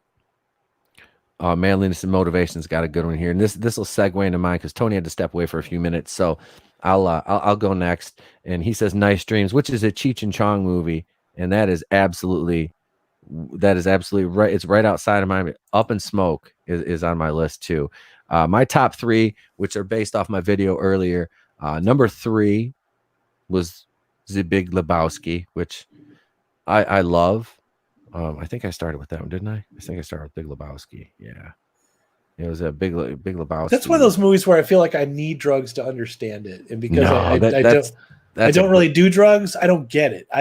I'm not in on the humor of that movie. I don't understand it. Did you see that one, Steve? Yeah, I saw it back in college, and I'm kind of with Adam with that one. I probably need to be high in order to relax. I don't get it. I know a lot of people just love that movie, and I'm just like, I don't fucking know what's happening. And I've seen it probably about 3 times, and I'm just like, I need to be on something to understand this because I'm not getting it. I love that movie. I do. I mean, it's got everything in it. It's just, and goddamn Bridges is great, man. I mean, he goes from playing, he was the main character, and what the hell was that he redid the Eastwood movie, True Grit, or John Wayne, True Grit. He plays, the dude, he plays Obadiah Strain in Iron Man. Would Dazed and Confused count? Yep. I like that That's one. range in a career, and he was great in The Big Lebowski. John Goodman is Walter Sobchak. Steve Buscemi is Donnie. I mean, you've got Sam Elliott, Philip Seymour Hoffman. I believe it was a very young, I want to say, I can't remember the girl's name. It was Mina Suvari was in it. Carl Chung. Yep. Julianne Moore. So that's my number 3. And that Gutterball scene, the Jackie Treehorn that with Kenny Rogers, What Condition My Condition was in, which I love that song. And I mean, I'm not gonna lie, I used to drive around and smoke down in my old van to that song all the time. But yeah, man, I love that freaking movie. And number 2 for me is here I've got the well, you know what, I can just do this. The camera up here. I've got here. I'll go. I don't want to do this. Oh, fuck it. I'll just do solo for a minute here. I've got, let's see. So it was the Big Lebowski is number 3. Number 2 is this one right here. Which this DVD is fun too because it has a hide the stash game on it in the extra features. So you have to like scroll around the extra feature scenes with your DVD remote, and you can find little bags of weed and shit like that. It's fun. It's hours of excitement when you're just high watching that movie, which I've watched. Are you using your webcam or your laptop cam? Let's see. Because you're like lagging really bad. We can't even see what you're doing. Oh, really? Yeah. Or I'm just fuck it. I'm turning the camera off then. I'm on my regular. It's my regular camera. It's probably StreamYard. It is. It's having one of its fissy nights tonight. I'm sure it is. And I mean, how high, dude? You got Hector Elizondo, Fred Willard. I mean, the side characters alone were entertaining. That the guy that played volunteer officer Picklestein. I mean, he chewed up the scenery when he was on there, especially when I Need Money stole his bike. I mean, does it get any better than the little Asian guy saying "boo foo" to the dean? Oh shit! I thought of one. That shit. What's Super Troopers. Oh God, yeah. I fucking love Super Troopers. See, yep, Super Troopers is fun. That movie's awesome. That movie's so fucking fun. But so I mean, how high is just that and Method Man and Redman had such a they had such a good chemistry. Like do you guys remember the TV show they had? Yep. They had they had like this. Yep, it only lasted like I think it was like maybe a half season. before it got canceled. But I love that because it was basically like a spin-off of the movie. Did you So buy it was- the Method Man's first solo album on CD when it came out? Like I did. I fucking pre-ordered that shit, dude. I lost so many fucking CDs, dude. I had How the old entire would you Wu-Tang actually? Let me fucking- back this up because I'm like way older than you. How old would you have been when Tikal came out? Was that like 94? 90. I think it was like 95 or 96. Well, yeah, because I think enter the 36 Chambers was 94. Because it's definitely not 93. So it was 94. So yeah, Tikal would have been like about a year later. Yeah, I was like 15. Like 15, he was working on that while 36 Chambers was like being sold, because they were like working on all that. They were doing the cinematic universe thing before it was even cool. They were doing the music universe. They except they started off with the team up and then branched off. It was genius. Yep. Yeah, I shit, yeah, dude. That was my like freshman, sophomore year in high school. So yeah, I was into all that. Remember when he did All I Need with Mary J. Blige? Oh God, yeah, dude. That's a fucking awesome song, dude. Awesome. Let's see. So that was How High was number 2, and number 1 is of course Cheech and Chong's Up in Smoke. That is, yeah, that's my jam right there. I'm probably gonna watch that after the show tonight. Because I haven't had a chance to sit down and just watch it in a while. I'm gonna throw it on the new big TV, so I'll be able to. Which watch is that. the one where they think that they go somewhere and they think that they're Dolly Parton and Burt Reynolds. They're like pretending to be Dolly Parton and Burt Reynolds. Is that Still Smoking or Up in Smoke? I think that's the second one. That's Still Smoking. Okay, that one made me laugh. Just that whole like bit with which one? No, Nice Dreams was the one with Paul Rubin. And then there's the one where they're making fun of the Canon Film guys. They were pretending to be those guys too. Remember that one? Hairpiece. Hairpiece. I like. Have you all seen the Corsican Brothers? Yep. That fucking shit was great, dude. Born in East LA. They just don't make them like that anymore. And then Cheech Marin was on Nash Bridges. Yeah. Then he was on Nash Bridges. God damn it. But yeah, that's my 3 is Lebowski, How High, and Up in Smoke. Tony, go ahead, man. What you can go ahead and hit yours up. Oh, you might have to take off again. Wait, he sent me his to the private chat here. So Tony's top 3 are Friday, which that we've come to the consensus that one's golden. Fast Times at Ridgemont High. That is a really good movie. And Spicoli, that's was it Sean Penn? Yeah, before Sean Penn went insane. But yeah, that was that's a good fucking movie. Fast Times at Ridgemont High is great on so many levels. And it also gave us the Phoebe Cates walking out of the pool scene. Oh yeah. So yeah. She was my favorite 80s girl for sure. Yep. And number 1, Grandma's Boy. That is an underrated fucking just classic movie. Shit's weak. Fucking Grandma's Boy. I have a race car bed. My roommates are gonna give me a phone so I can talk to other race car beds. Your shit's weak. It's weak. The fucking gray bush. The gray bush. At least I have a bush. That movie was fucking that was another one that was just like so off the walls, like one of those Happy Madison movies, but it was freaking hilarious. Like Back when he was still funny. Yeah. Yep. Alan Covert like carried that shit like perfectly. He has Alan Covert is the actor's name that played Alex in that. Well, he had the mom from Everybody Loves Raymond too, so is the co-star. She was kind of like the hidden star in that movie too. Oh God, dude, was she funny? Like the old ladies were like huge, like a huge part of that movie. Like they kind of made that extra funny. Except every time I see her, I always think of that one scene from Christmas Story or National Lampoon's Christmas Vacation, where they first show up outside. She's like, "I got hemorrhoids. Can you believe that?" I every time I see her face, that's always the first thing that pops into my mind is that line. I read your top 3 off, Tony. Thank you. You're welcome. Yeah, Grandma's Boy. It's just one of those movies that I can just watch multiple times, put on for background noise or whatever. It's just always a fun movie for me. Nick Swardson does a good job in that as well, I think. Oh yeah, yeah, he was good in that. Like, is it Linda Cardellini? That's the girl in that. Hawkeye's chick.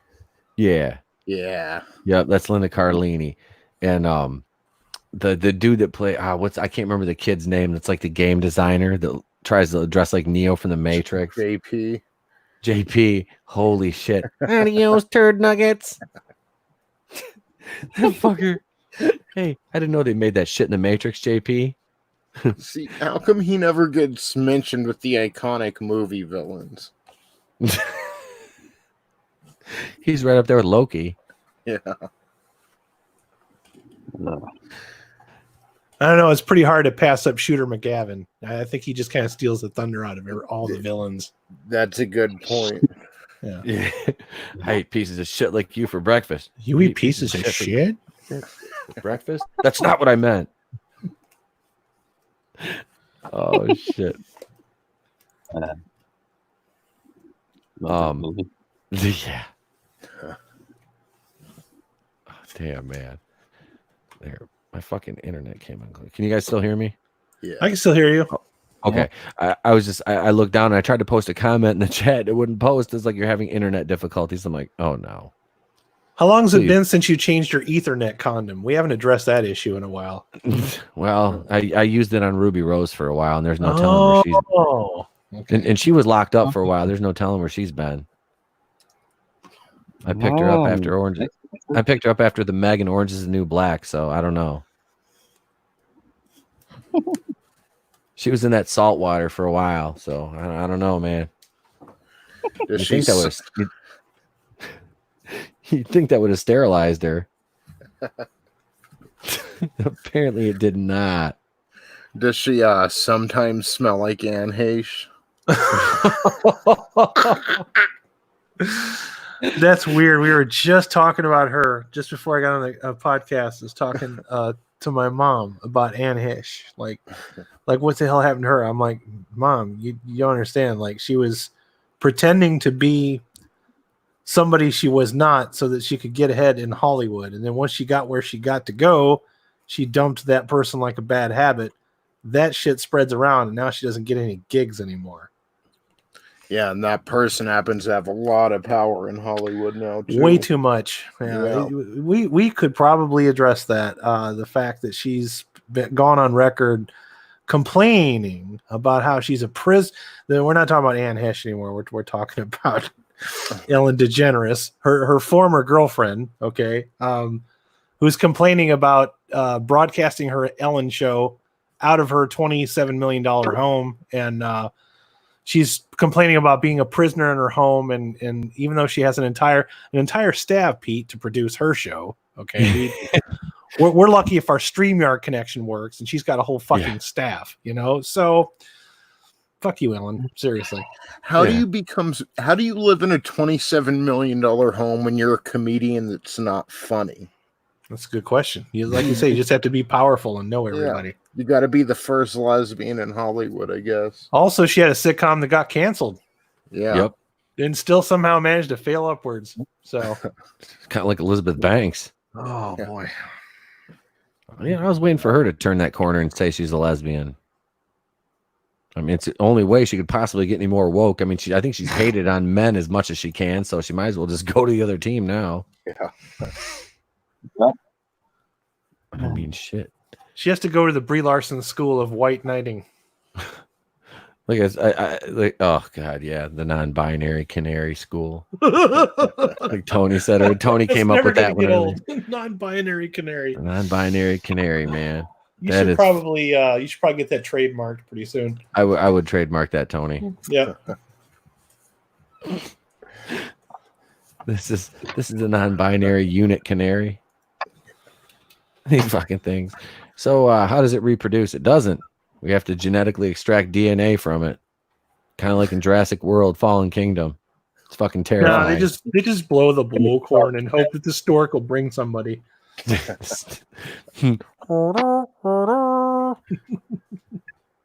Behold the horn of Abraxas. So we were talking. You just mentioned the woke word, and before we go into Marvel, I want to talk about Dune a little bit here, Oh, because I'm starting to get a little more interested in this movie now because attaboy. I see it's kind of scratched where the itch lies for something that looks like it could develop into a good franchise. And if you ask me if I'm buying or selling if this movie is woke already, I'm still kind of on the fence, but I'm gonna sell that it's woke. I mean, okay, so they race and gender swapped a character. I mean, to me, that's not the be all end all. I mean, if it really It's a character that's important to the story, but not a character that's like the head of the story. Yeah, you know what I mean? It's like a B tier character anyway. It's a transitional character. Yep. It'd be like swapping the gender of like the guy that runs the bridge in Thor, like that. It'd be like swapping Heimdall. him out. Heimdall. It'd be like swapping out Heimdall. It wouldn't matter. No, not really. I'm undecided on that one, but I will say that it is fair to be worried that it might be woke. However, the last two movies that Denis Villeneuve has done, which has been Arrival and Blade Runner 2049, are not woke movies. No, I haven't heard anything like that about either of those. So it seems to me like they're, at least from what I see, and it's hard to tell, but they're trying to be really accurate to the books, but they also want to carry some of that imagery, because that one thing I do like about the 1984 movie is a gorgeous movie to look at. Storytelling wise, it's fucking nonsense, but it was a good looking movie. I mean, they spent a lot of budget on the way it looks. It just did not really understand how to tell that story, and they tried to cram way too much information into a 2-hour flick. This one's going to be busted up into pieces, so you're not going to get the entire story of the 1984 Dune in this one. You're going to have to see the other parts. They're going to kind of do like Lord of the Rings with it. Well, I thought they said right now they were signed on to do 2 movies for They're going to do it in 2, which is still better than trying to cram it into 1 movie. Absolutely. Absolutely. You can't. This is kind of a sweeping, and you need some world building, which is this first movie is going to be all about the world building and, laying the groundwork and the foundation for these characters and kind of fleshing them out. So by the second movie, you're full swing into the plot, because the second movie looks like it's going to be the go home. So, everything doesn't have to be a trilogy, and I'm all right with that. As long as the story gets told properly, then absolutely do it in 2 movies. I don't need 3 or 4 movies to, unless it requires that much, and it's that, if it's that compelling after 2 movies, then, by all means, if you've got more, more story to tell, then do it. If you draw big on your second movie, but don't just make a third movie for the sake of greed, because that's when people start to turn on a franchise. Have you had a chance to watch any of the previous Dune movies? I'm not going to tell you to read the book, because you'll never get that shit done in like the next.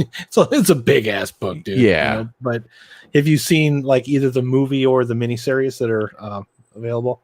I've seen the 1984 one. I haven't watched the miniseries. You and I talked about the miniseries. I haven't got a chance to watch it yet. I really want to. I wasn't sure if you had gotten time, because it was a while since we had that discussion. I didn't know if you had time to follow up on that or not.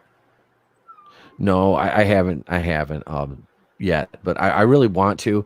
But I do, like I said, I vaguely remember the 84 movie, and mostly because I remember Sting being in it. Yeah. And that was a big deal back then. Not Steve Borden Sting. He wasn't painted up like the Crow in 84 in the desert, But no, it was good. I mean, I thought it was good when I saw it. I didn't have any issues with it, but I didn't fully understand the scope of the story, on a whole, because I was pretty young when I saw it. Because I saw that shortly after I saw like Star Wars and like The Last Starfighter and stuff like that. And I remember being a little bit bored by it, but it was still enough to keep my interest, It's very religious. It's not. That's the difference between Star Wars. This would probably be more like Lord of the Rings than it would Star Wars, because there's a lot of like mysticism going on. There's a little bit of a fantasy element, but it's mostly how do I want to say this? Like, I don't really want to say Game of Thrones, but it does involve like rival houses and rival, dignitaries and things. There's an emperor. There's royalty involved. There's some swordplay involved as well. So, but one of the things that excites me at least is the cast. Like all of the people that they have cast for this are like absolutely perfect. This is probably like the most. With the exception, the jury's still out on Leah Kynes yet, the one that they gender swapped. But Yeah.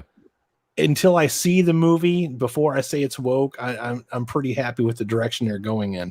I don't know honestly where they can make this movie woke. Yeah, it's a pretty like diverse world anyway. Correct. Like it's kind of like Star Wars. Like it didn't really hit me like that because, like I said, there's so much to tell. I don't know where they're gonna. I don't even know where they're gonna have time to squeeze it in. You know what I mean? So Yeah. I don't know. If they do that, that'll be the first time I've seen that from this director. Mm-hmm. So and then you have people like already been voicing their displeasure with Zendaya, which after seeing The Greatest Showman with her, yeah, like, okay, exactly. I didn't care for her in the Spider-Man movies. All right, I Me didn't. either. But it's the character she was playing. It's nothing to do with really Zendaya. But she was fantastic in The Greatest Showman. You know She what, really too? was. That's the thing with the Showman, which is kind of why I'm sick of the fucking Marvel formula, man. Because it's like, a lot of these actors and actresses, they want to perform, they want to do Broadway, and a lot of them are capable of a lot more than you ever see. Because a lot of us we don't go to Broadway shows. We're not rich people, but they're capable of so much more. You see Zendaya in The Greatest Showman, you're like, oh wow, she really can do stuff. And she did a lot of that, the flying, like the not trapeze, but the some of the rope work where she was flying around with Zac Efron. Yeah, during their big scene, she did pretty much all that herself. When I was watching that, I didn't even realize that she was in that movie, and I was looking at her. I'm like, she looks really familiar. And I had to pull up my phone. I'm like, oh, that is Zendaya. Okay, cool. Yeah. Hey, look who's in the chat. Loitering in Wonderland Studios. What's up, Phoenix? How you doing, brother? No, that guy. No. He says these assholes again. Listen, Linda. Listen. So I don't know. Steve, Tony, are you guys into Dune at all, or any anticipation level there for that one? I have no clue what Dune is. I'm just listening to what you guys are saying about it because I was about to ask the question. What is Dune? Well, it's kind of that's a loaded question, man. that is asking to like. I think the best way I could describe it is it's a mythology story. Yeah. For that much of it, you could say Star Wars, but like Star Wars would be like a little more mainstream, I guess is the word I'm looking for. Whereas with Dune, it's a little more deep. It's a journey. It's one man's journey. Like he eventually it's about becoming a messiah is the best way I can describe it. I'm trying not to give away too much if you haven't read Dune or see Dune or there's a lot of books that have been written, but yeah, it's about a struggle. There's a spice that makes people gives people the ability to fold space. So it's also a drug. It's addictive as well. Yep. But that having the ability, whoever controls the spice controls the universe because it's more precious than oil because you can't fold space without it. So there are certain people that want to control it, and then there are certain people that the emperor sends the Atreides to go control the spice, and the Harkonnens want the spice. So there's already conspiracy right there against each other. And some families are more like militant than others, and some people are more benevolent. There's a lot of moving parts going on with Dune. There's a little bit of magic. You go to this planet Arrakis where everybody's eyes are blue. They have their own religion. They have their own sets of what we would call magic. To them, it's just a way of life. It's a lot for me to just like put into one answer. Yeah, because I'm with Steve. I had never heard of it before, and then I actually heard you speaking about the movie, months ago now. Mm-hmm. So like the seeds have been getting planted, but it sounds like something I would enjoy. I love, mythology and kind of, just quest movies and I'll give you a short backstory. When Dune came out in 1984, I was really excited about it because visually it looked like a really interesting science fiction movie. And of course, I've always been like super excited about science fiction. yeah. I saw it on HBO and I had no idea what was going on. And then I saw it later in life where they changed it and they added a narrator and they gave like a little bit of backstory to it. And they actually gave too much backstory and the narration made it even more confusing than it was the first time. I never understood what was going on. And then in 2000, they had a mini series on the Sci-Fi Channel, not the Sci-Fi Channel. And that mini series made complete sense to me. I totally understood what was going on. And I think that's because they took their time delivering that. I think they delivered it in 4 parts and it was paced just right. It was easy to understand.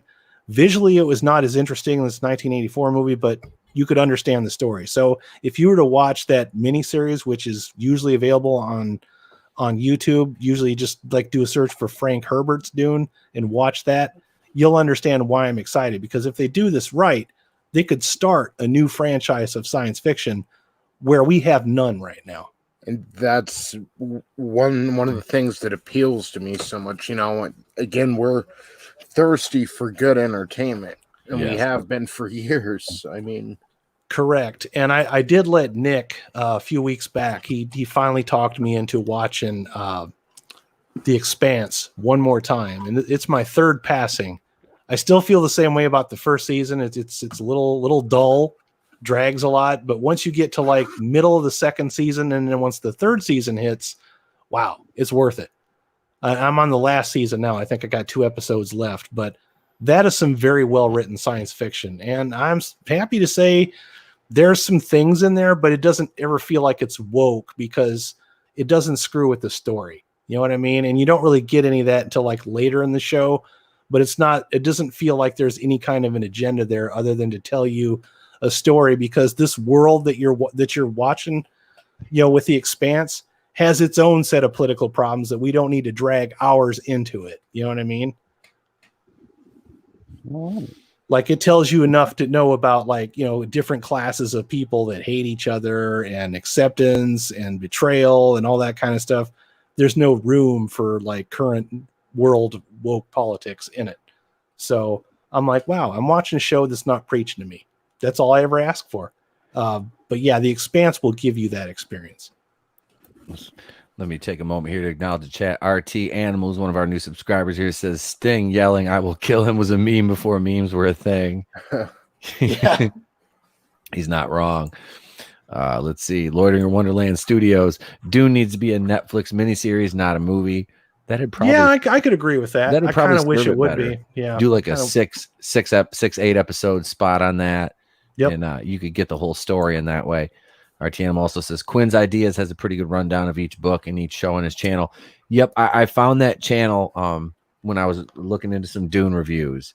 And I noticed that earlier. I got to watch like maybe part of one video earlier. Let's see. Oh, here we go. Loitering in Wonderland Studios. No science fiction franchises. What about Picard and Star Trek Discovery? Oh, wait, never mind. Derp, derp, derp. Oh, God. Yeah. He's also he's Loitering in Wonderland. He also watched the new Twilight Zone. I have not seen any of those yet. So that's under what's his name from Jordan Peele. Jordan Peele. Yeah. Those are Jordan Peele's projects right there. He's getting ready to do another. What the hell is the next movie he was supposed to do? He's like the new Shyamalan now. He has to do everything. I can't remember what it was. I don't know. Once everybody starts getting that he has his own set of gimmicks too, then it'll finally stop. Here, there is no new Twilight Zone. He's right on that. He's really right on that. I'll stick with the Rod Serling ones. Let's see here. We can kind of close out the night on some Marvel news.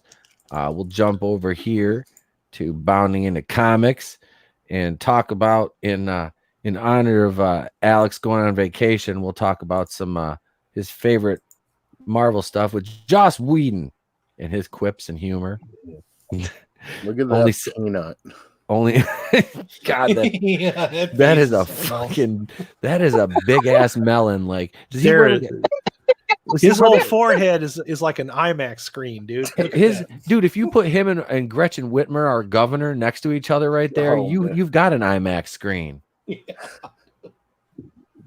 Jesus. Wow. Yeah, you should probably wear a hat, dude. His forehead looks like a package full of hot dogs.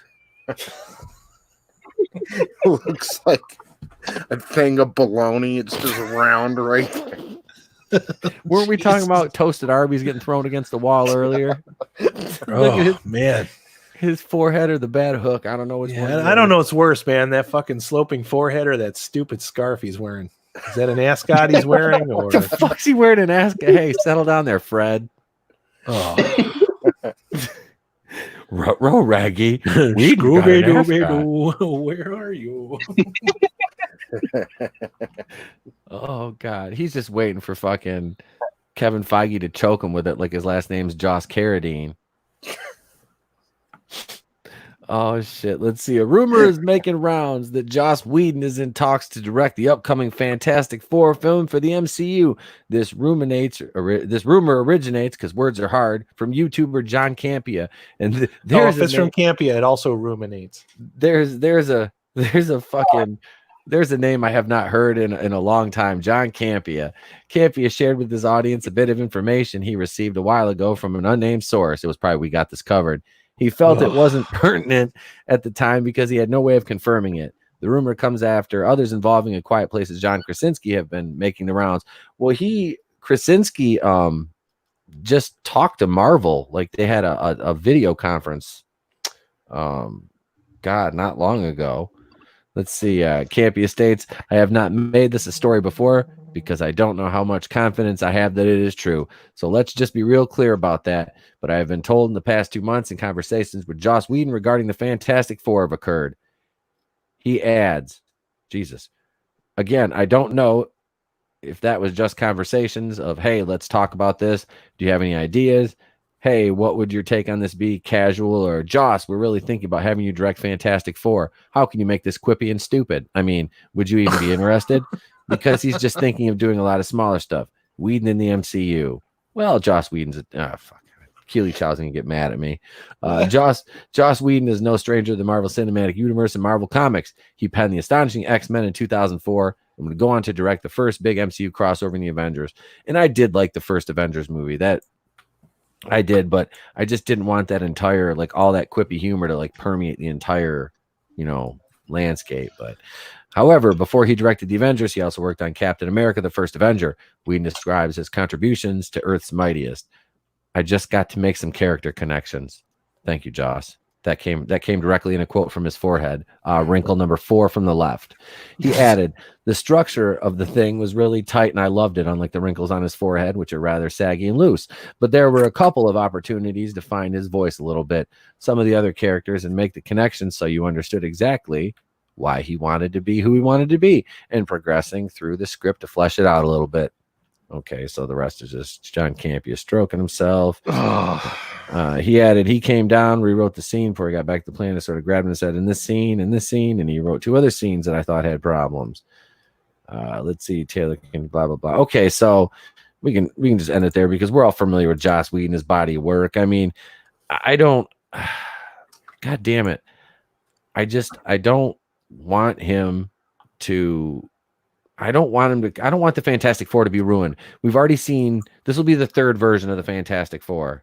I don't think it's going to happen anyway. I think Joss Whedon is too much of a liability at this point for Marvel to even consider bringing him in.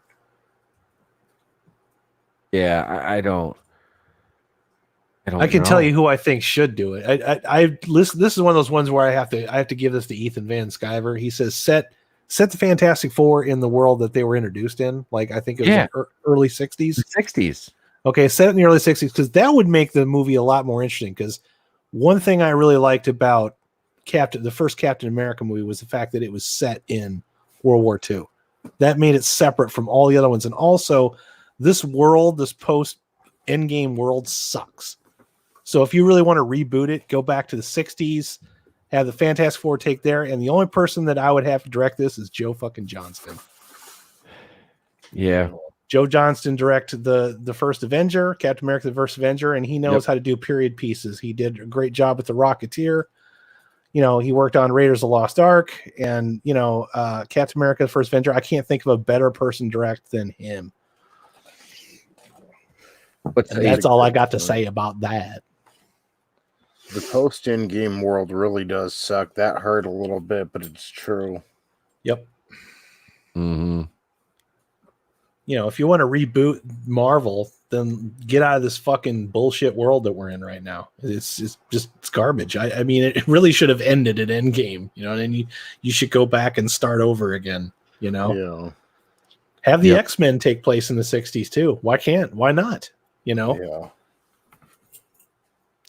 Yeah, it's going to be a freaking hot mess if they just if they don't fix the MCU, you know, and they keep going the trajectory they're going, because this kind of leads into Avengers 5, which, you know, is probably a couple years away now. I would say like 3, but they're already laying the groundwork for it. Now, the new team, you're talking, and straight up, this is what Captain Marvel is going to lead the new team. She, you know, America's ex-wife's going to be in charge.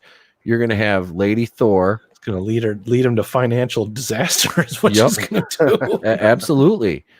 Because they're going to find out with Captain Marvel too. I don't care if they do Secret Invasion or Secret Wars. That movie's not going to break $1 billion. It's not going to do what they think it's going to do. They think it's going to be just like the first one, which was between Infinity War and Endgame. And, you know, it's just...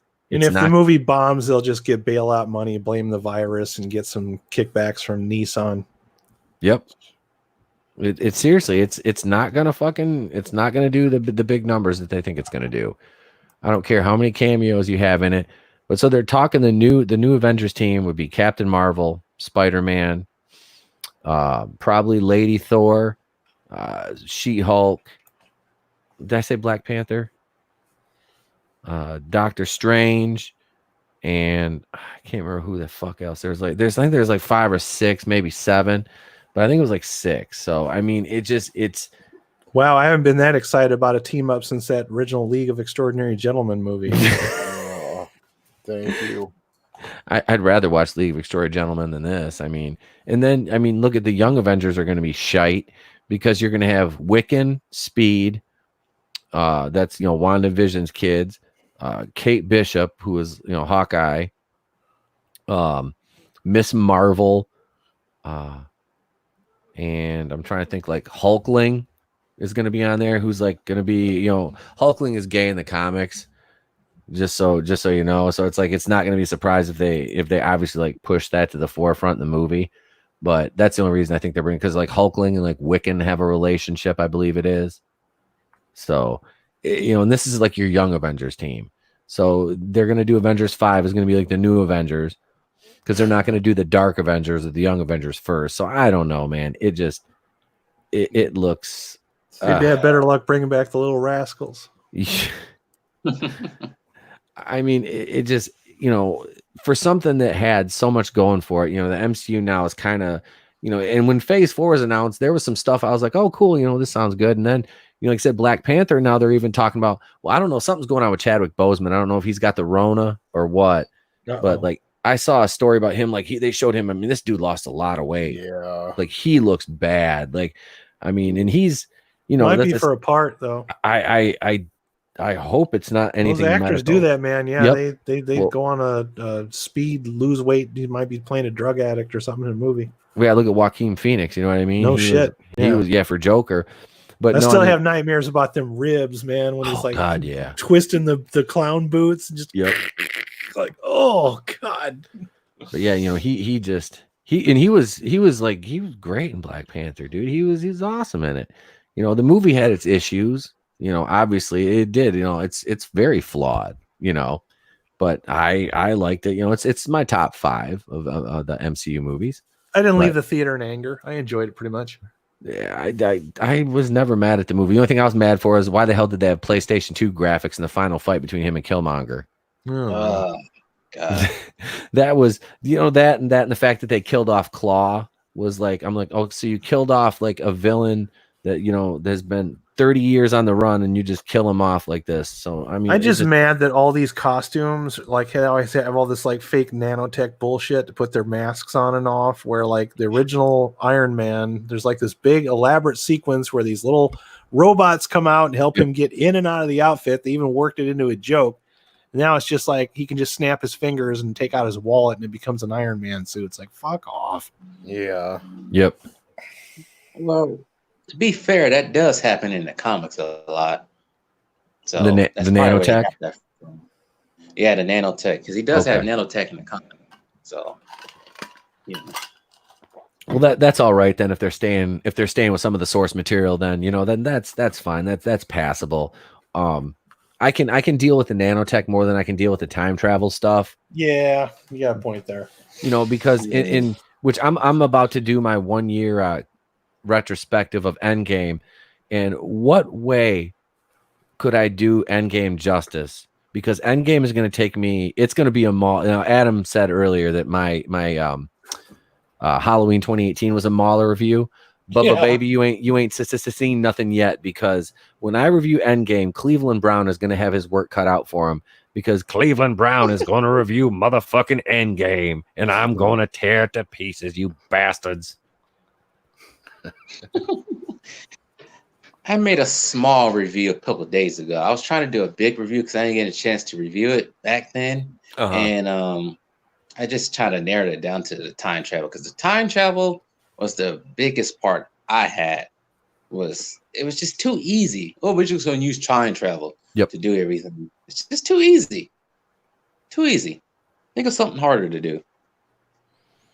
Yeah, that's the whole MacGuffin, man. Future shit. Yep. That's it. That's it. Yep. Did we all, like, I went to see it when it, you know, like, I think it opened on Thursday. I went to go see it on Saturday. Did you guys go see it opening weekend? No, I waited a week because when I went to go see Infinity War, it was a fucking nightmare, and I did not want to sit in a theater with a bunch of noisy people again. So, because I think I've told you a couple times, I had that lady sitting behind me that was just yep, yep, through the whole fucking thing, like we were in a Baptist church, you know. And I didn't say nothing to her because she just I looked at her a couple times and she just looked like the type of person that was just waiting to get into some shit, you know, just wanted to have somebody start some shit so that she could say some shit. And I wasn't going to give her the satisfaction. Left that movie with a fucking headache. So I waited for Infinity War. I waited for like a week. Saw it on a Wednesday in the middle of the afternoon during the old people shift when I knew nobody would be there. And then I saw it and I enjoyed it. And maybe that's why. At least you have people crying when you went to go see Infinity War. My whole theater was crying. I went outside the lobby and saw people with tears running down their eyes. God, Spider-Man died. I'm like, am I in Clown World or a real one? Honk, honk. It was ridiculous. I kind of had the same experience. We had like a few families in the Infinity War audience who had babies, so they're crying. And then this is what reminded me of it. There was a girl in front of me who was cheering and screaming when her heroes that she would like would appear on the screen. But more so, and this goes to the entire audience in the theater, why do we have to clap the first time it shows a character? Like, you know, Captain America is going to be in the fucking movie. It's shown him. Now, I don't mind so much. If it's a kid doing, like, if it's a little kid clapping or something like that, you know. But when you see like grown ass men, like, that's when it's like, yeah, man. Because like when I took my kid to see like Sonic and Onward, like there was a couple times where he like clapped his hands and shit. He's 4 years old, man. That's all right. You're supposed to get excited like that because it is a big deal. It's a spectacle. But when you're a grown ass man and you've seen, you know, hundreds of movies and you've seen all the, you know, you've seen 20 fucking two MCU movies probably, you know, and this one, like you said, man, you know these motherfuckers are gonna show up. So why the fuck you clapping? You look like a goddamn, you look like an organ grinder monkey. Why are you clapping? Just get your cymbals. like monkey shines. Get your symbols. Oh God. Monkey Shine. Hey, And my Justice League experience was even funnier. I had a guy just freaking laughing the whole time. Every minute, just whoa. I'm like, can you shut up, please? Look, man, we know Steppenwolf looks like a dumbass. All right. Then he clapped at the end of the movie. He clapped. I didn't clap. I was mad. Like, this is it? This is the end of the movie? And he's sitting there clapping. This is a good movie. I'm like, He was stoned. Yeah, he was high as fuck. he had to be stoned. It's California, so he had to be stoned. Yeah, he was high. Oh shit. Yeah, I didn't go see Justice League in the theater. Apparently not many people did because that movie lost a shitload. I guess me and my friends were the only ones that did. But that theater that night was actually packed for some reason. I don't know why. Well, I mean, they held back like their press releases and their reviews. Like they didn't lift the review embargo until like the very last possible minute for that one. But yeah, they did. Who is it? Midnight's Edge did a fucking amazing coverage of Justice League, like leading up to and post release, like all the way until it was done in the box office. They did some like amazing work on that, and they've done some great shit on like the canceled DC projects too, like the Jack Black Green Lantern movie, Justice League Mortal and stuff like that. I've actually probably watched that video like I think twice, just because there's so much information in it. But yeah, I liked Endgame, and I'm not gonna lie, man. I shed a tear when Robert Downey Jr. died because Iron Man was one of my favorite characters in the MCU. But I wasn't like full on sobbing like I was watching, like I just lost a relative. No, me either, man. Yeah, I cry more watching ET than I did Endgame. Now I cried watching Rise of Skywalker, but that was for a completely different reason. I was like, how did they do this to this franchise? It was bad because like I'm stoned as shit and I'm crying. I'm like, this is fucking. My mom's like, it's okay. I'm like, no. I'm like, this movie sucks so bad. It's like it's tearing my heart apart. I was like, the Star Wars has went down a path I can't follow. You're tearing me apart, J.J. Abrams. I wanted to know what had he had. What had he had, JJ? What had JJ had? Tell him what he had. Bucky, what had he had? Tell him what he had had. Don't get me started on that scene, but that's how I felt when I watched The Last Jedi. My heart sank all the way to the bottom. I was so depressed. Yep. And I was on vacation too. It was just bad. Everybody in the movie theater was just, it was a somber. I hear people cursing out in the background saying, this ain't fucking Star Wars. I don't know what the fuck this was. Yep. People wanted their money back. It was terrible. I didn't have that kind of experience, but I did leave with a headache because I was frustrated with what I had seen. I still haven't seen Rise of Skywalker. Technically I own it because it's part of a set. I still haven't watched it. I haven't gotten that far. Oh, dude. Because like I started watching them in order, and then I just stopped after I stopped after Return of the Jedi. I'm like, I don't want to go any farther. I just want to leave it here where I'm like happy, I'm gonna send you a snack in the mail, and I want you to eat it. Okay. And then watch Rise of Skywalker, and it'll make it a little bit less painful because you'll probably fall asleep. Fair enough. Yeah, fair enough. Just eat the whole thing and just fucking watch like the opening crawl. If you'd have told me about like 10, 15 years ago that you would like willingly not go see a Star Wars movie, I'd have laughed. Yep. I would have fucking laughed. Mm-hmm. I worshipped it like a religion for a long time. Oh yeah, especially after fucking like Revenge of the Sith. I was like, I want more. I did. I was like, I want more. I didn't ever think I'd get to that point, man. Yeah. No. Sad. Shit. I had kind of, when I went to see Last Jedi in the theater, I was excited, man, because like I hadn't seen I hadn't watched The Force Awakens yet. Hadn't watched Rogue One. I was going in fresh. I'm like, sweet new Star Wars. I'm like, I'll watch this one, then I'll go back and I'll watch the other ones. I was aware of them. I just didn't watch them because I didn't have time. I was like, it was just one of those things where I wasn't going to the theater a lot because I didn't have time to go to the theater because I was DJing every night. and working full time. I was like, whatever. I'm not gonna fucking. I'll just like get them eventually and watch them. My buddy, one of my coworkers, was like, hey, I got tickets. Let's go see Last Jedi. I'm like, I think that's why I'm excited about Dune, because I like the director, I like the cast, and also because I know in my mind that there's this huge void where good science fiction entertainment is just empty for everybody. mm-hmm. And it's just waiting to be filled by something, if anything. And it's based on a story that was written back before wokeness was a thing. Yeah, It was written in the book was published in 1965. So Yep. it's an old story. So as long as they just reign through with that, something needs to be out there, because nerds like us, we have nothing to latch onto right now.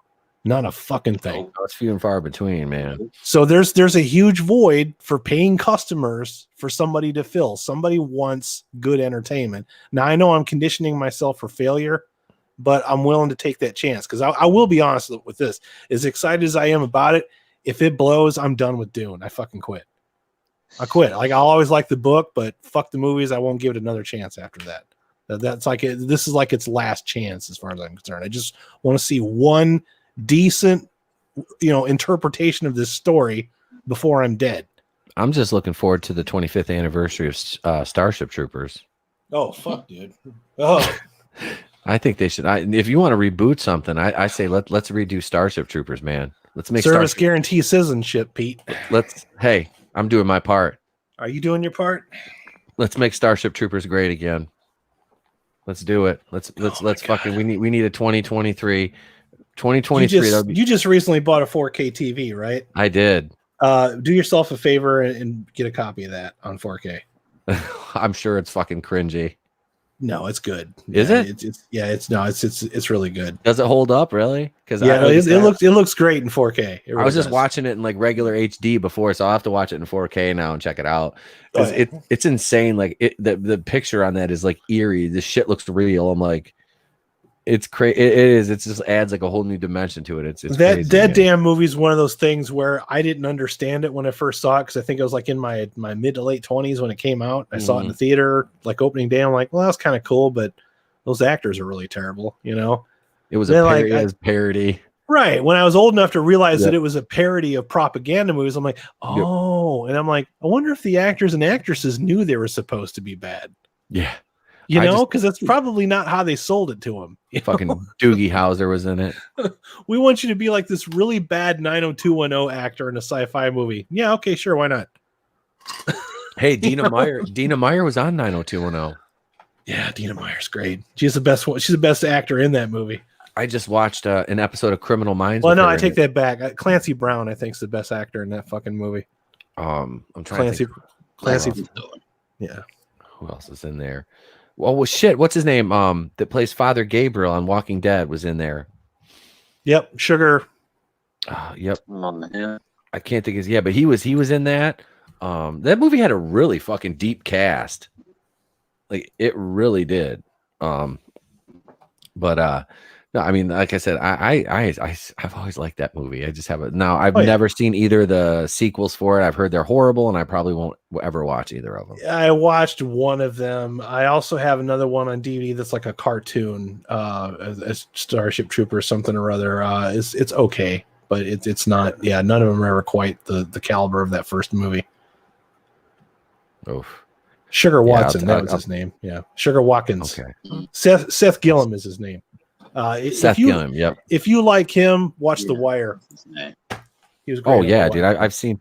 I haven't seen the entire. I haven't seen the entire series of The Wire, but I do remember watching that show. Is so worth. It was really good. It's worth it if you watch the whole thing from start to finish. Absolutely worth it.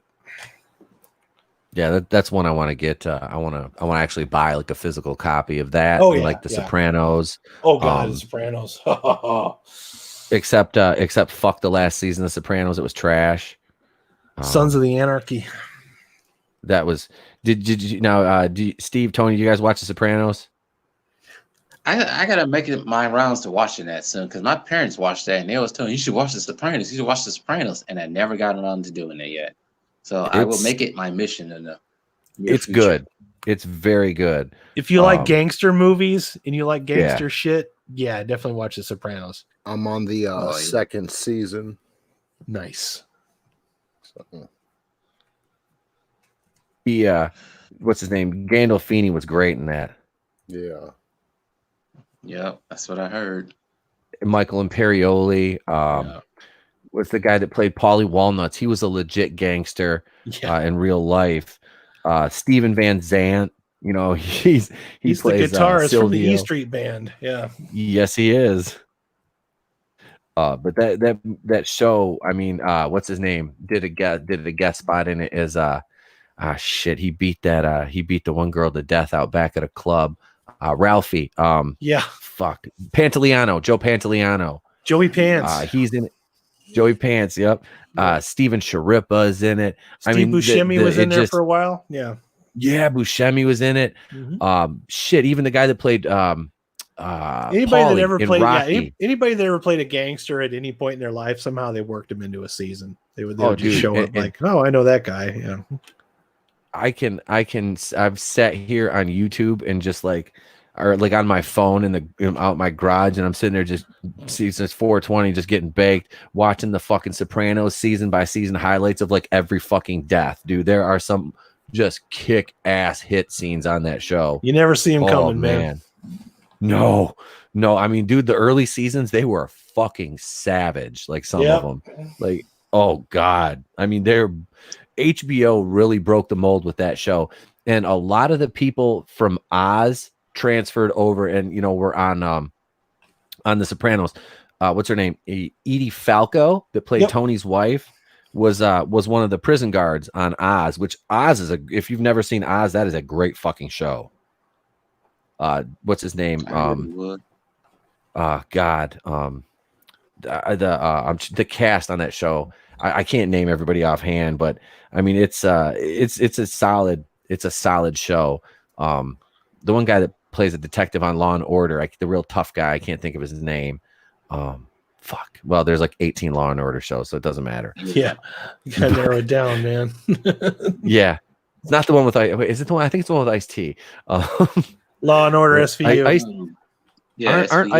Aren't Ice-T's descriptions of everything like the best? So you're telling me that what he did was, and he like goes into great painstaking detail to describe every fucking thing. Like he describes it like he's describing it to a 4-year-old. He strung him up, then I still can't believe I hold him to the closet rod. I interviewed that guy in 1992. That was like one of my first celebrity interviews ever, man. Ice-T? Ice-T. No bullshit. I interviewed him backstage at a Body Count concert. Nice. Wow. Yeah, that was my first, man. That's when I was like, yep, I'm going to be a journalist, because that was like one of the fucking coolest moments of my life. I'm like, I am interviewing Ice-T, and he was pissed because it was during that whole cop killer shit, when he was being, and there were cops picketing in full uniform out front because he had a song out, and for him, it's just entertainment, and I agreed with him on that. I'm like, it's just entertainment, man. It's like, it's played up for shock value, and everybody's asking him questions about cop killer. So I'm like, by the time it's my turn to ask a question, I'm like, so when's your next album coming out? And then he actually starts talking. I'm like, oh, yes. It's like I broke through the ice. You know what I mean? It's like I was so proud of myself. And he's telling me all about he's telling me about Home Invasion. So I had all that. I had that article published and everything else. Yeah. About the Players Ball. I'm like, hey man, Players Ball. He goes to the fucking Players Ball, man. I would have been asking about that.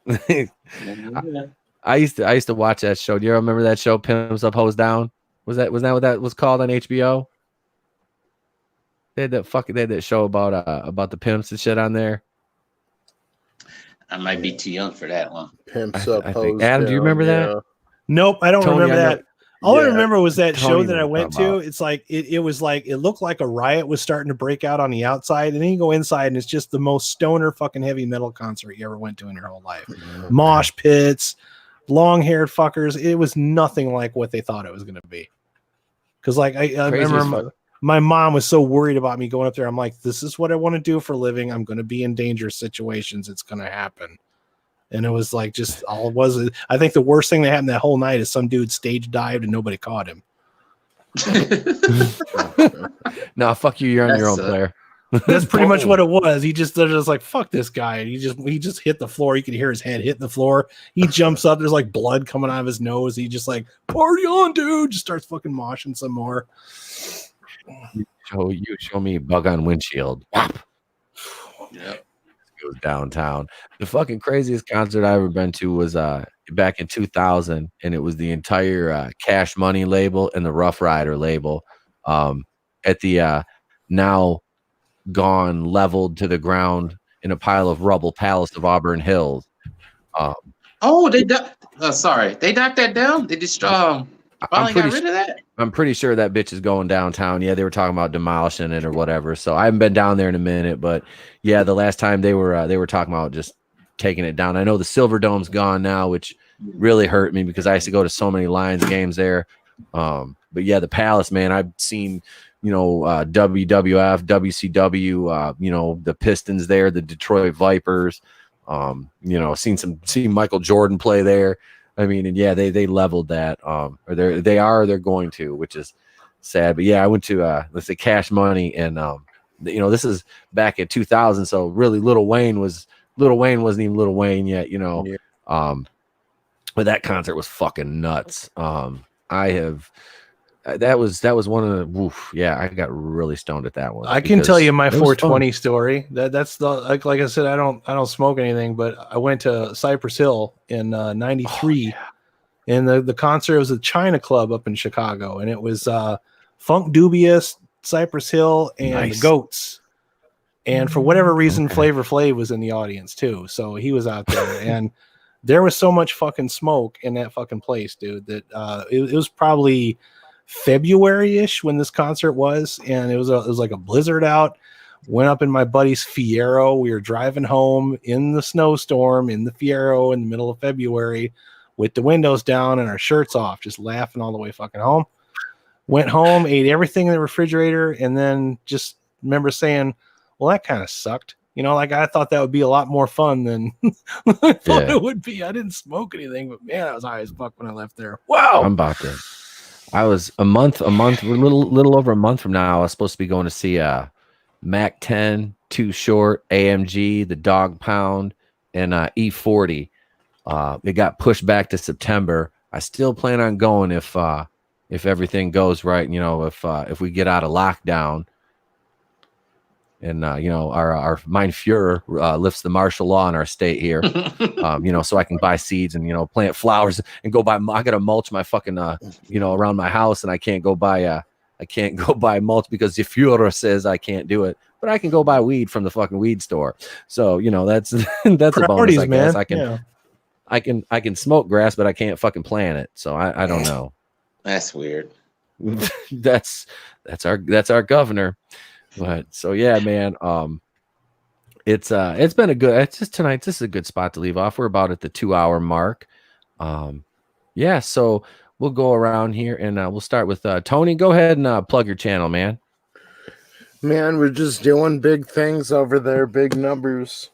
I bought a 4-pound bag of tortilla chips at Smart and Final the other day, so who knows? Maybe I'll run it over in my truck or something over on my channel here soon. That's about it.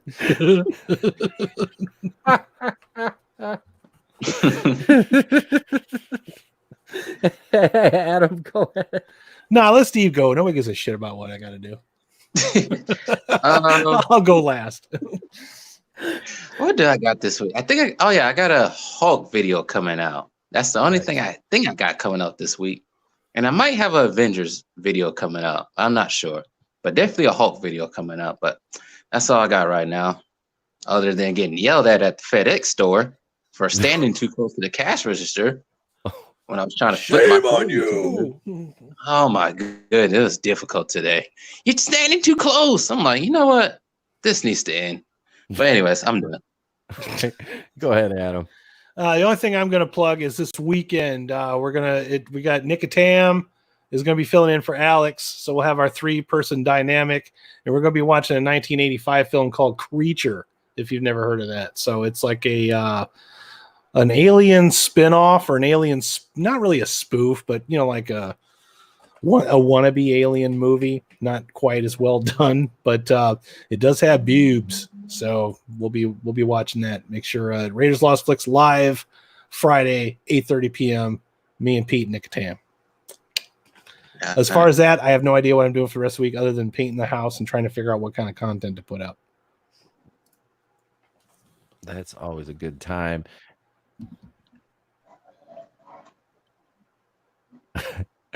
Let's see. Let me before we sign out, I'm going to acknowledge the chat one more time. Keely Chow, Manliness and Motivation was here. Admiral Tiberius, Leo Red. Let's see who else we got down here on the line. RT Animal, Kendo Slice was here tonight. Linkalect7 dropped in to say hello. He just dropped in to see what condition our condition was in. Let's see. Like I said, Manliness Motivation. Leo Red. Scooby-Doo and McGilla Gorilla. Loitering in Wonderland Studios. Phoenix was here tonight for a little bit. So, yeah, I got to record with him last week. We did a couple episodes of Tales from the Crypt, which I'm looking forward to doing that again. That was fun. And the rest of the week, tomorrow night, we'll have the Super Happy Fun Time Pro Wrestling Podcast. Pete Daddy Dollars Pad will be right back here, 9 p.m. Eastern on the channel. You'll get a single release video from me tomorrow and Wednesday. Wednesday night, we're not sure. Possibly going to do a show, a boardroom episode. Not sure yet. Thursday, I'm probably just going to do a single release. And Friday, I'll be over on Adam's channel. This Saturday night, though, I want to announce real quick before everybody left. But remember, this Saturday, 8:30 p.m. Eastern, we are doing a watch party for Weird Al Yankovic's classic film, UHF, right here. Fuck yeah, buddy. Yes. I've been waiting a while. That is my 200 subscriber kind of celebration. So we're at 207 right now. Need to get those numbers up. So share the channel. Tell a friend. Give me some more numbers here, folks. But yeah, we're gonna do that 200 subscriber party, the watch party this Saturday night, 8:30 Eastern. Be watching UHF. So if you can get a copy between now and then, awesome. And if not, just come out and listen to us bullshit and watch a movie, and I'll probably be belligerently drunk. So far, myself and Adam are on, and Steve and Tony, if you guys are available, if both of you guys want to join in, the more the merrier. All right. Yeah. Sounds Yeah. FYI, UHF is not on YouTube, so you'll have to obtain that somehow before. Yep. Being on that show. Yeah, I looked and I tried to find it, online somewhere for free. I couldn't find it, but I'm like, this is the one we're gonna do, and it shouldn't be too bad to get a hold of a copy of it. Nah, yeah, it's an old movie. It's not gonna cost you much if you rent it or if you find it. Yep. So we're definitely gonna do that Saturday at 8:30, and remember, it's a month away, but we're doing on May 23rd. Salvador and I are going to do a joint video for Lost. We're going to do a 10-year, because that is actually almost 10 years to the day of a retrospective of when that went off the air.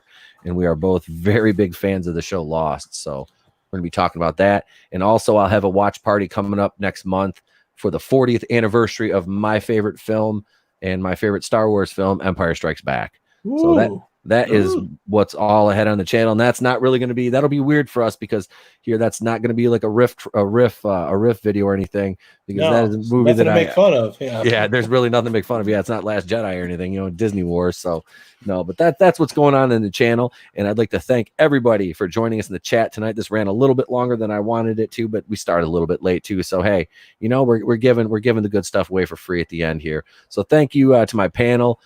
Tony ToneDef, Steve from Franchise History TV, my brother from another mother, the Groovinator from Raiders of the Lost Flicks. I am Etep Okuin, in the place to be reviews. I have been here with all of yous, and I say at the end of every video and every show, what do I say if I don't see you? Have a great day, a pleasant tomorrow, and be good to each other, like Jerry Springer used to say at the end of his show, because I am the ringmaster. I will check you guys out on the flip side. No matter where you go, there you are.